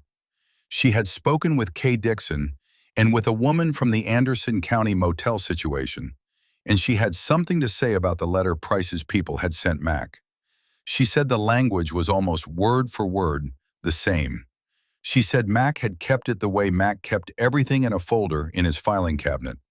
The filing cabinet that had gone to Chattanooga with the rest of their things when they left the hardware store for the last time. Kay had already asked for a copy. Dorothy had already sent it. The AG investigator had already been informed. On the fifth day, Ryan told her that Price's lead attorney had called twice without leaving a message, which meant he was trying to find out what they knew before deciding how much to offer. Ryan said this was a good sign. The only people who call without leaving messages are people who are not sure what they want to say yet. On the seventh day, Price's attorneys made their first offer. Ryan called Edna from the parking lot of a courthouse in Nashville and read her the terms, and she listened without interrupting. And when he was finished, she said, "That is not the number." Ryan said, "No, it is not. I will tell them that." He was perfectly pleasant about it. The particular pleasantness of someone who knows they hold the better position and does not need to be unkind about it. On the eighth day, Price called her directly. She almost did not answer. Then she answered because Harold had told her that you do not avoid the hard conversation and that waiting for it does not make it smaller. Price said, "Edna, I want to resolve this." She said, "Contact Ryan Gallagher." He said, "I'm contacting you." She said, "Mr. Price, you may contact me through my attorney or not at all. That is my preference and my right." She paused. "I hope the rest of your day is productive." She hung up. She stood by the parts counter after she hung up and felt the particular firmness of having said a thing that needed to be said without flinching from it. Harold had been able to do that naturally. She had learned it. Learning it had taken 30 years. She was glad she had learned it. On the ninth day, Price signed. On the ninth day, Price signed. The debt was retired. The foreclosure action was withdrawn permanently. The property claim was released with a clean title filed at the county courthouse, recorded and sealed. A settlement figure for the misrepresentation and deed fraud issues, substantial and specific, was transferred to an account Ryan had established for the purpose. Edna sat in Ryan's Nashville office when he called her with the final confirmation. She was sitting in a chair by the window, looking at downtown Nashville in the afternoon light, which was not a view she was accustomed to, but which felt right for the occasion, being somewhere slightly outside her ordinary geography for a moment that was somewhat outside her ordinary life. Ryan said, "It's done." Edna said, "The garage is mine." He said, "Clean title, no encumbrances, no pending claims. It is yours, Edna." She said, "Say it again." He said, "It is yours." A pause. She could hear him smiling, which was something you could hear in a person's voice if you had been paying attention to them long enough. "In 21 years of practice, I have not had a case move this fast in this direction." She said, "It moved fast because people made it move fast." He said, "It moved fast because of what you did the night before, which made people want to move fast." Another pause. "There is a difference." She thanked him. She told him she would come back to Nashville in 2 weeks to begin the business arrangement paperwork with Vance in proper legal order. She hung up. She sat in the chair by the window for 10 minutes before she drove anywhere, because she needed the 10 minutes to let what had just happened become real in her body rather than just in her head. Clean title, Harold's garage, her garage. She said it out loud once to the window of Ryan Gallagher's office building. She said, "It's mine." Then she drove home. The first thing she did when she got back to the shop was call Marin. Then she called Dorothy Birdsong in Chattanooga. Dorothy had already spoken with Ryan, already known the general shape of what was happening, but Edna wanted to call herself because there were things that were better said between people rather than through attorneys. Dorothy answered and said, "Edna, The way she said it with all the weight of a woman who had lost what Edna had almost lost, and who was now watching someone else keep what had been taken from her. There was something in that tone that required nothing else said around it. Edna said, "Mac's shop should have been saved." Dorothy was quiet for a moment. Then she said, "Mac would have been proud to know his situation helped save yours." Edna said, "The AG investigation is going forward. Kay Dixon told me this morning. The Anderson County motel case, and Mac's case, and mine, they have enough." Dorothy said, "What does that mean for Price?" Edna said, "I don't know yet. That is between Price and the state. But it means what happened to Mac is on the record, officially. It means it is known." She paused. "It means it counts." Dorothy said very quietly, "Yes." She said it the way people say yes when they mean it as the whole answer. They talked for a while, about Mac and Harold, about what it was to keep something going for decades, and what it meant when it was lost, and what it meant when it was not. When they hung up, Edna felt the particular satisfaction of a conversation that had been necessary and had gone the way it was supposed to go. She spent the rest of that day doing the work. The actual work, the reason the shop existed, the reason Harold had built it. A Dodge Ram with an exhaust leak that needed attention. A Kawasaki that had been sitting for 2 seasons and needed everything looked at before the owner trusted it on the highway again. An old Chevy pickup that a retired school teacher had driven from Alcoa because she had heard Edna was good with old trucks, and her regular shop had told her the thing wasn't worth fixing. Edna fixed it. The thing was absolutely worth fixing. By evening, she was covered in grease and genuinely tired in the good way that comes from using your hands for what they were built for. She stood at the utility sink and washed her hands and looked at herself in the small mirror above it. The same face as 9 days ago, more or less. Not younger, not repaired in any obvious way, but present, fully present. The eyes of a woman who had been to the edge of something and had come back from it and was still figuring out how to stand on the ground of her ordinary life and be grateful for it. She went upstairs and ate supper at the kitchen table and tasted it. 3 weeks after the settlement, Vance Holden drove from Kansas City alone, not with the chapter, just Vance and his truck, and a man named Dale Weaver, who turned out to be a contractor who had renovated service facilities for the Iron Covenant network across 3 states, and who knew how to rebuild without destroying, which was the specific skill the situation required. They walked through the shop together, Vance and Dale and Edna, and Vance mostly listened while she talked, and Dale mostly made notes while she explained. She told them what she had thought about doing for years, and what Harold had always said he was going to do, and what the practical constraints had always prevented. She showed them the machining equipment in the back room, the equipment Harold had built around and maintained, and taught her to use the equipment she had used to fabricate the oil feed fitting on Silas Boone's Road King. That was the only way to get the primary case sealed correctly without a factory part she did not have in stock. Dale crouched down and looked at the equipment for a long time. He said, "You have a Bridgeport mill in here." Edna said, "Harold bought it in 1994 from a machine shop that was closing. He restored it himself." Dale stood up. He ran his hand along the table. He said, "This is a serious piece of equipment." He looked at her. "Do you use it regularly?" She said, "When I need to." He said, "Most shops don't have this at all. Most shops that have it don't have someone who can run it." He looked at Vance. "This is a capability." Vance said, "I know what it is." Dale said, "When I renovate this space, I am not touching that machine. We are building around it, and we are lighting it properly, and we are making it central." Edna said, "Harold would have appreciated that." Dale said, "Harold had good taste in equipment." She almost laughed. It surprised her when it came out the way laughter still sometimes surprised her, as if it needed to check whether it was allowed. She had been laughing more easily these past weeks, and she was still learning to trust that. The renovation plan that emerged over the following month was specific and right in the way that things are right when the people doing them understand what they are working with. New lifts, updated electrical that could support modern diagnostic equipment without displacing the older analog tools that Edna had always preferred for feel. A proper waiting area with chairs that people could actually sit in for an hour without suffering.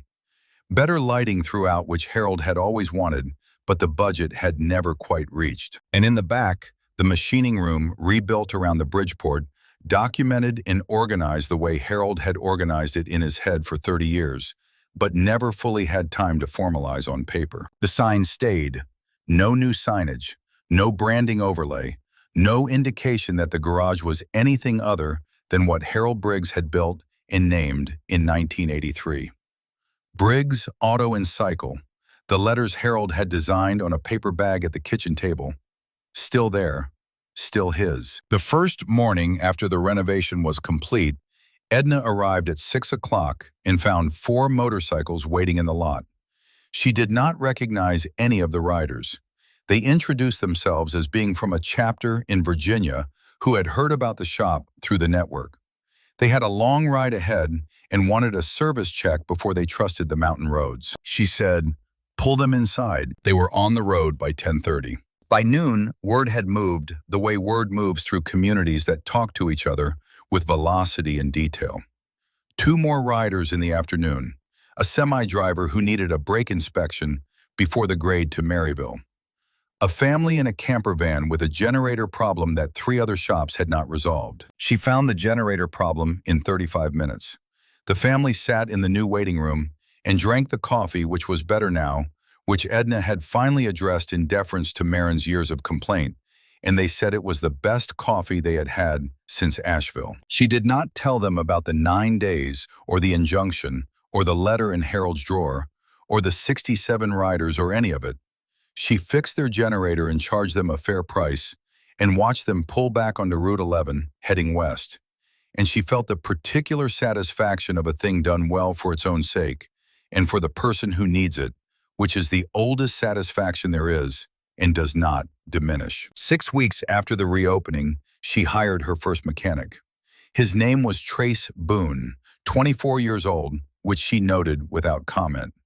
He had grown up in Blount County and had been taking engines apart since he was old enough to reach them, and had applied with a letter written by hand, specific and honest. No inflation, just a clear account of what he knew and what he wanted to learn, which was the kind of letter Harold would have respected, and Edna did respect. He was Silas's nephew. She found that out on his 3rd day when he mentioned his uncle rode for Iron Covenant, and she asked his last name again. She said, "Silas Boone is your uncle?" He said, "Yes, ma'am. He told me about this place.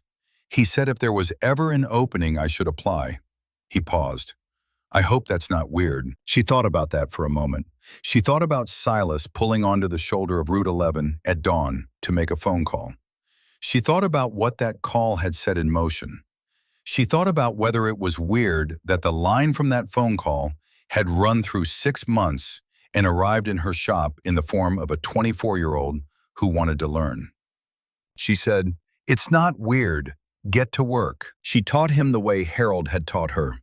Not by explanation first, but by demonstration, by standing close and letting him watch the work and answering questions when they came, and not before. She taught him to listen to an engine before he touched it. She taught him that the diagnostic computer tells you what the computer can measure, and nothing more, and that everything else lives in your hands, in your ears, in your attention. She taught him the machining room. She showed him the Bridgeport and the work it could do, and the patience it required, and he watched with the specific quality of attention that tells you a person is going to be good at something before they have proven it yet. She taught him that a repair done right the first time is a repair that does not fail on the highway, and that there is a person at the end of every job, even if you never see their face.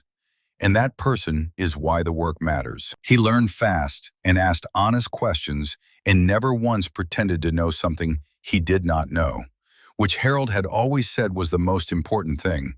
Not talent, not even intelligence. The willingness to not know and to say so, and to find out properly instead of guessing. She taught him 2 more mechanics in the 2nd month. Both local, both young, both worth the time they required. The garage that had been running on one person's stubbornness and grief was becoming something again, a place with a future in it, with people in it who were learning what Harold had built and would carry it forward in their hands. She thought about succession sometimes in those months. She had not thought about it when Harold was alive because Harold was there, and that was the plan, and the plan had seemed adequate to the length of time they would have. She thought about it now.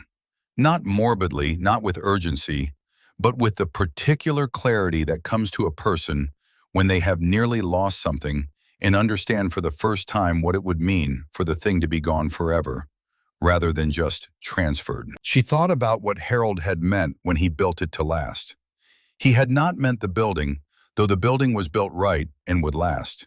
He had meant the practice, the accumulation of knowledge about how to fix things and how to treat people, and how to maintain a reputation that took 40 years to build and could be damaged by a single corner cut. He had meant the culture of the place, the habits of attention and care that he had developed and taught her, and that she was now teaching Trace and the others. She could not pour that into concrete the way Harold had poured the floor. She could not bolt it to the pegboard the way Harold had bolted the tools. The only way it lasted was through the hands of people who learned it and practiced it and passed it on the old unpatentable transmission of craft from person to person that had been going on since the first person showed another person how to do a thing that needed doing. She was part of that chain. She had been given it. She was giving it. That was enough. She was beginning to understand exactly what Harold had meant. Harold had built it to last. Edna was making sure it would. It was on a Tuesday morning in early spring, approximately 7 months after the night Silas Boone had pushed the Road King through the bay door, that Edna was at the Bridgeport working on a precision component for a vintage Indian Scout restoration when she heard the engines. She heard them the way she had heard them that morning in October, more felt than heard at first, the vibration in the floor that her feet registered before her ears did. She set down the part she was working on and stood up and went to the bay door. Trace was at the bench and he looked up. He said, "You hear that?" She said, "Yes." She said it in the tone that told him she knew what it was. He said, "How many do you think?" She said, "Come see." They went out together into the spring morning, which was bright and cool, with the mountains visible in all their clarity to the east. The kind of day that makes you understand why people have been living in this particular valley for 200 years and will keep living here for 200 more. The sound was building from the west on Route 11, the same direction it had come from before. There were fewer this time. She counted 31 as they came around the bend. But they came the same way, deliberate and together, the formation of people who ride because they have chosen each other rather than because they have to. And at the front of the column, riding the same position he had held 7 months ago, was Silas Boone. He was riding the Road King. Her Road King, Harold's Road King, the Road King she had rebuilt in the middle of the night, on the last night she had believed she owned anything. It sounded exactly as she had built it to sound, clean and steady and right. They pulled in. Engines shut down one by one. Silas dismounted and walked toward her, and she walked toward him, and they met in the middle of the lot, the way two people meet when they have been a long way apart from a shared thing and are glad to see each other. He said, "Edna." She said, "Silas, you got to the mountain." He said, "We got to Klingman's Dome on a clear day. You could see 4 states." He paused. Fletcher would have argued about which 4, but they were all there. He reached into his vest pocket, and for a moment she thought he was going to produce the canister again, and her heart did a small, compressed thing. But instead he produced a photograph. He handed it to her. It was the view from Klingman's Dome. 4 states visible, the ridge lines receding into blue haze in every direction. The kind of view that makes the world seem very large and very old at the same time. The kind of view that makes you understand why a man would want to be part of it forever. She looked at it for a long time. She said, "He made it." Silas said, "He made it." She handed the photograph back. He said, "Keep it." She looked at him. He said, "I printed it for you." She kept it. Vance Holden was not with the group this time. A man she did not know introduced himself as Davis Keller, Vance's VP, solid and steady with the road-worn quality of someone who had been riding for decades. He shook her hand and said Vance sent his regards and would be through in the summer. The riders brought their bikes in over the course of the morning, not all at once, but in the natural flow of people who understand how a shop works and don't crowd it. Trace and the other two mechanics worked alongside Edna, and the shop filled with the particular sound of multiple machines being attended to properly. The sound of serious work being done in adequate space by people who knew what they were doing. A young woman came in with a late-model Sportster that needed the front caliper replaced and sat in the waiting room with her coffee while Edna did the work. She was maybe 27, new to long-distance riding, in the way that you can tell from how someone sits with their equipment, not yet at ease with it, but getting there. She watched Edna work without saying much. After a while, she said, "Did you build this place?" Edna said, "My husband and I built it 40-some years ago." The young woman said, "Your husband still work here?" Edna said, "He passed a couple of years ago." The young woman said, "I'm sorry." Edna said, "Thank you." She said it the way she said it now, the way she had learned to say it, taking it in without going under. The young woman said, "I heard about what happened here last fall with the developer." Edna looked at her briefly. She said, "Where'd you hear that?" The young woman said, "Silas told it to somebody who told it to somebody. That's how it travels." She paused. "He said a woman here fixed a dead man's bike in the middle of the night for free." Edna said, "I fixed a motorcycle that needed fixing." The young woman looked at her. She said, "That's what everybody says you say." Edna tightened the caliper bolt and checked her torque. She said, "What do they say when I say it?" The young woman said, "They say it's exactly right. That the reason you said it is the reason the whole thing happened the way it did." Edna thought about that. She thought about what it meant for a thing you had done without calculation or expectation to travel through the world and come back to you in forms you had not predicted, to be described by a 27-year-old woman in a waiting room in Tennessee who had heard it from someone who had heard it from someone who had heard it from Silas Boone. She said Fletcher Roth deserved to get where he was going. The young woman was quiet for a moment. Then she said, "My name's Bree. I'm from Asheville." Edna said, "Edna, welcome to Briggs Auto and Cycle." In the afternoon near closing, Silas found her at the workbench, going through the following week's appointments, which were full for the first time in longer than she could precisely recall. He sat on the stool near the parts counter, the same stool he had sat on 7 months ago, and he watched her work with the same comfortable, quiet, the quality of a man who knows when to speak and when to simply be present. He said, after a while, "Edna, I need to tell you something." She set down her pen. She looked at him. He said, "When I pushed that bike into your lot that night, I was 2 hours out of Crossville, and my phone was dead, and the fork was getting worse, and I had $47, and I thought the best I could hope for was a patch job and maybe a night in the parking lot." He paused. "I saw your light on from the road. I didn't expect anything. I just thought it was worth asking." She said, "I know." He said, "When you said to bring it inside, I thought, well, maybe she'll look at it and tell me what it needs, and I can figure out the rest from there. I wasn't expecting what you did." She said, "I know that too." He said, "I want you to know what it was. Not what it led to, not the lawyers in Vance and all of it, what it was in itself." He looked at her directly in the way he had looked at her that night, straight and without embellishment. "You had nothing left to give. You were going to lose this place in 8 hours, and you took my bike apart and put it back together right because Fletcher Roth deserved to get where he was going." He paused. "I have been a lot of places and met a lot of people. I have never met anyone else who would have done exactly that." Edna was quiet for a moment. She looked at the workbench. She looked at Harold's tools on the pegboard wall. She said, "Silas, can I tell you something?" He said, "Go ahead." She said, "That night I was not thinking about being good or being strong or doing the right thing. I was not thinking about Harold or about what I was going to lose or about anything large.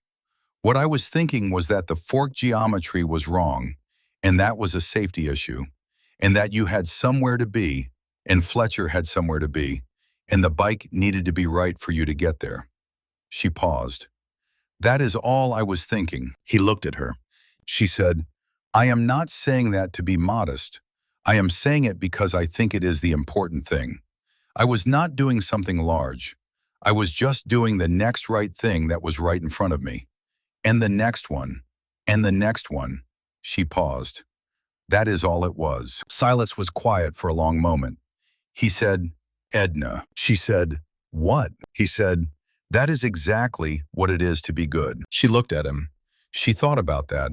She thought about Harold pressing his palms on his knees and saying that you find out who you are in the moments when there is no reason to be good, except that it is what you are. She thought about the drawer and the letter. She thought about 40 years of this shop and every engine and every person who had made it somewhere because of work done on this floor. She said, Harold used to say that. Silas said, he sounds like a man who knew something. She said, he knew most of what mattered. The afternoon light was going.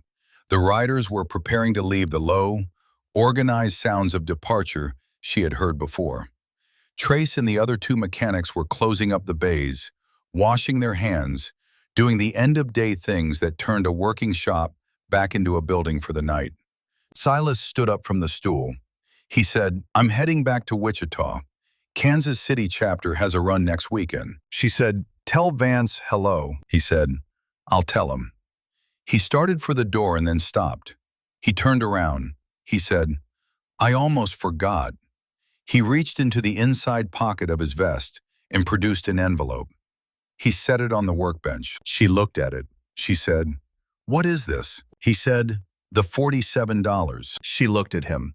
He said, I know you said keep it. I kept it 7 months. It didn't feel right to keep it longer. He paused.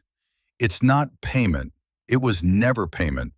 It's just the $47 you told me to keep coming back to you because some things are supposed to come back. She looked at the envelope. She looked at Silas. She thought about what Dylan had said in the source story about the ledger, about the universe keeping balance, about things going in and coming back. She thought about the $47 that had been in Silas's wallet at 2 in the morning and what it had meant that she had not taken it and what it meant that it was here now in an envelope on Harold's workbench. She said, thank you, Silas. He said, thank you, Edna. He looked at her one more time the way people look at someone when they are trying to hold the exact version of them that they want to remember.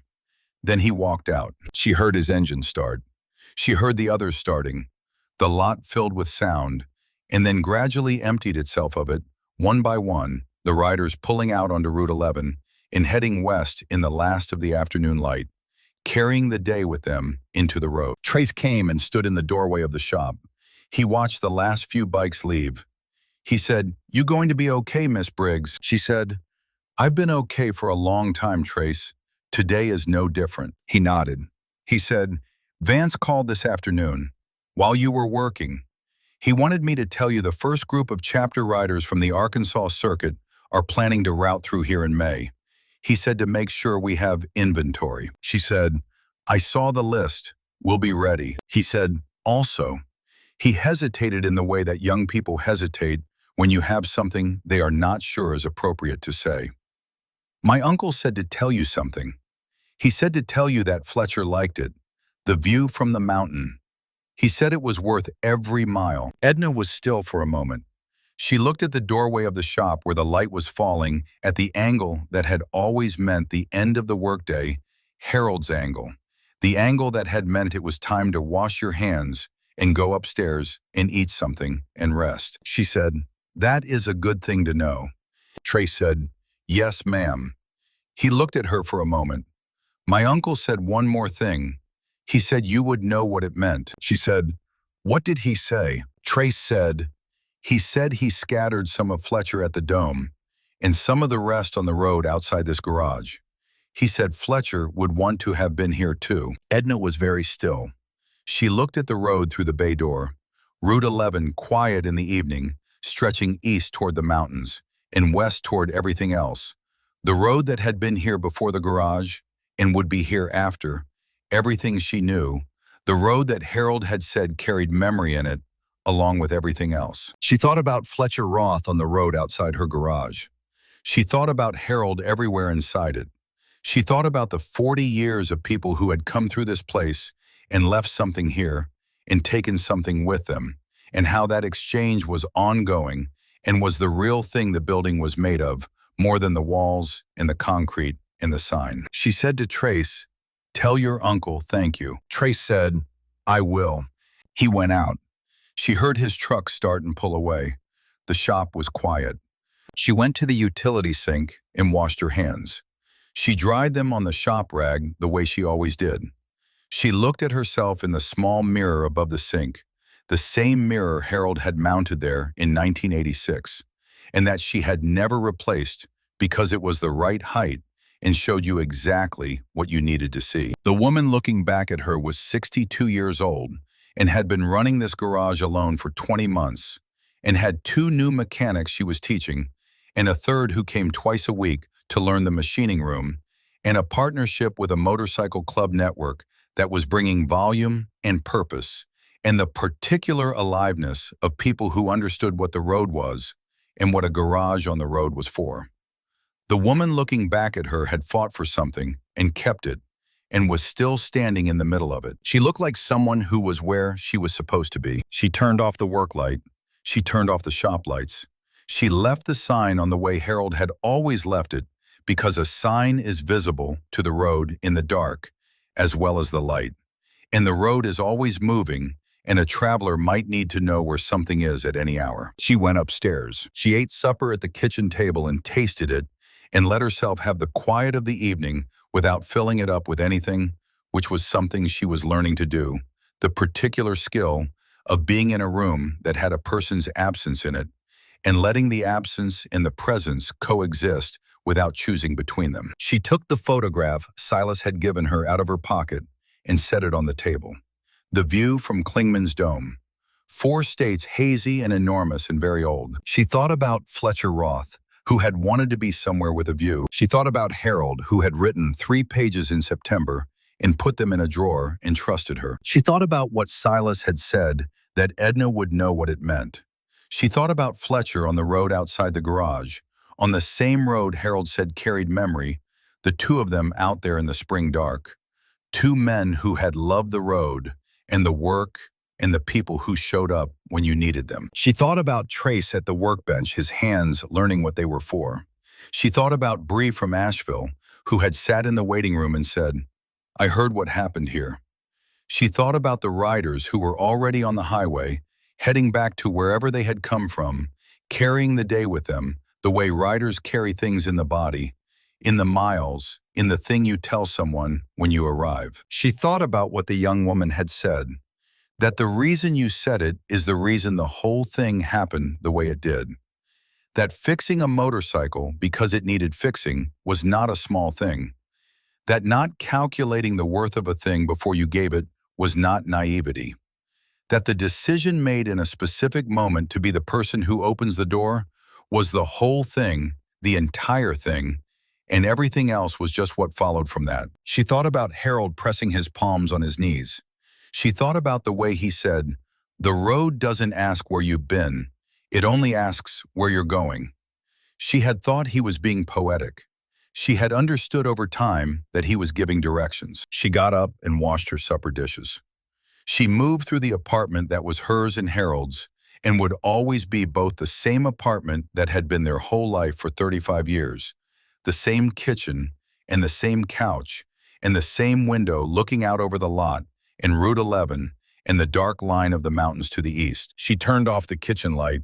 She looked out the window. The sign was lit below her. Briggs Auto and Cycle. Harold's letters. Her letters.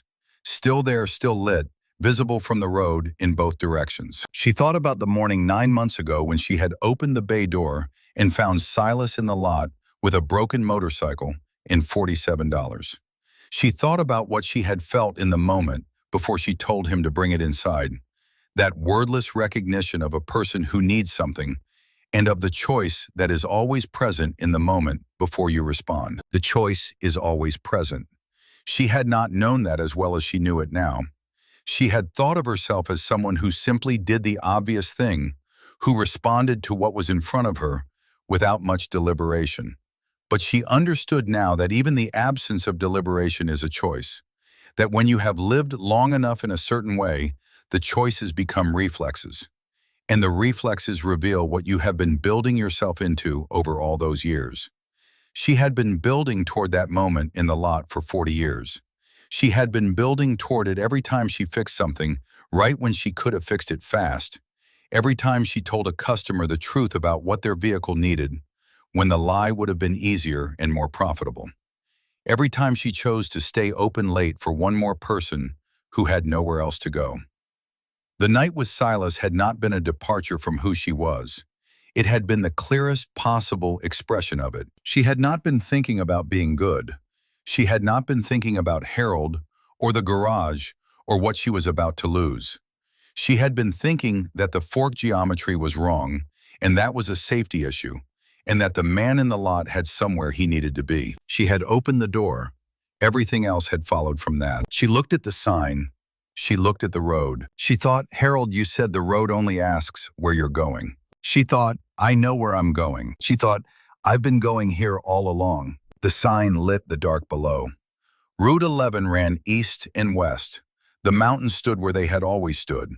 And Edna Mae Briggs, who had kept her husband's garage through the worst year, and the hardest morning, and the 9 days and all of it, stood at the window of her apartment above the shop, and looked at the lit sign and the dark road, and felt for the first time in a very long time the particular piece of a person who is exactly where they are supposed to be, doing exactly what they are supposed to do, carrying forward exactly what is supposed to be carried. She breathed.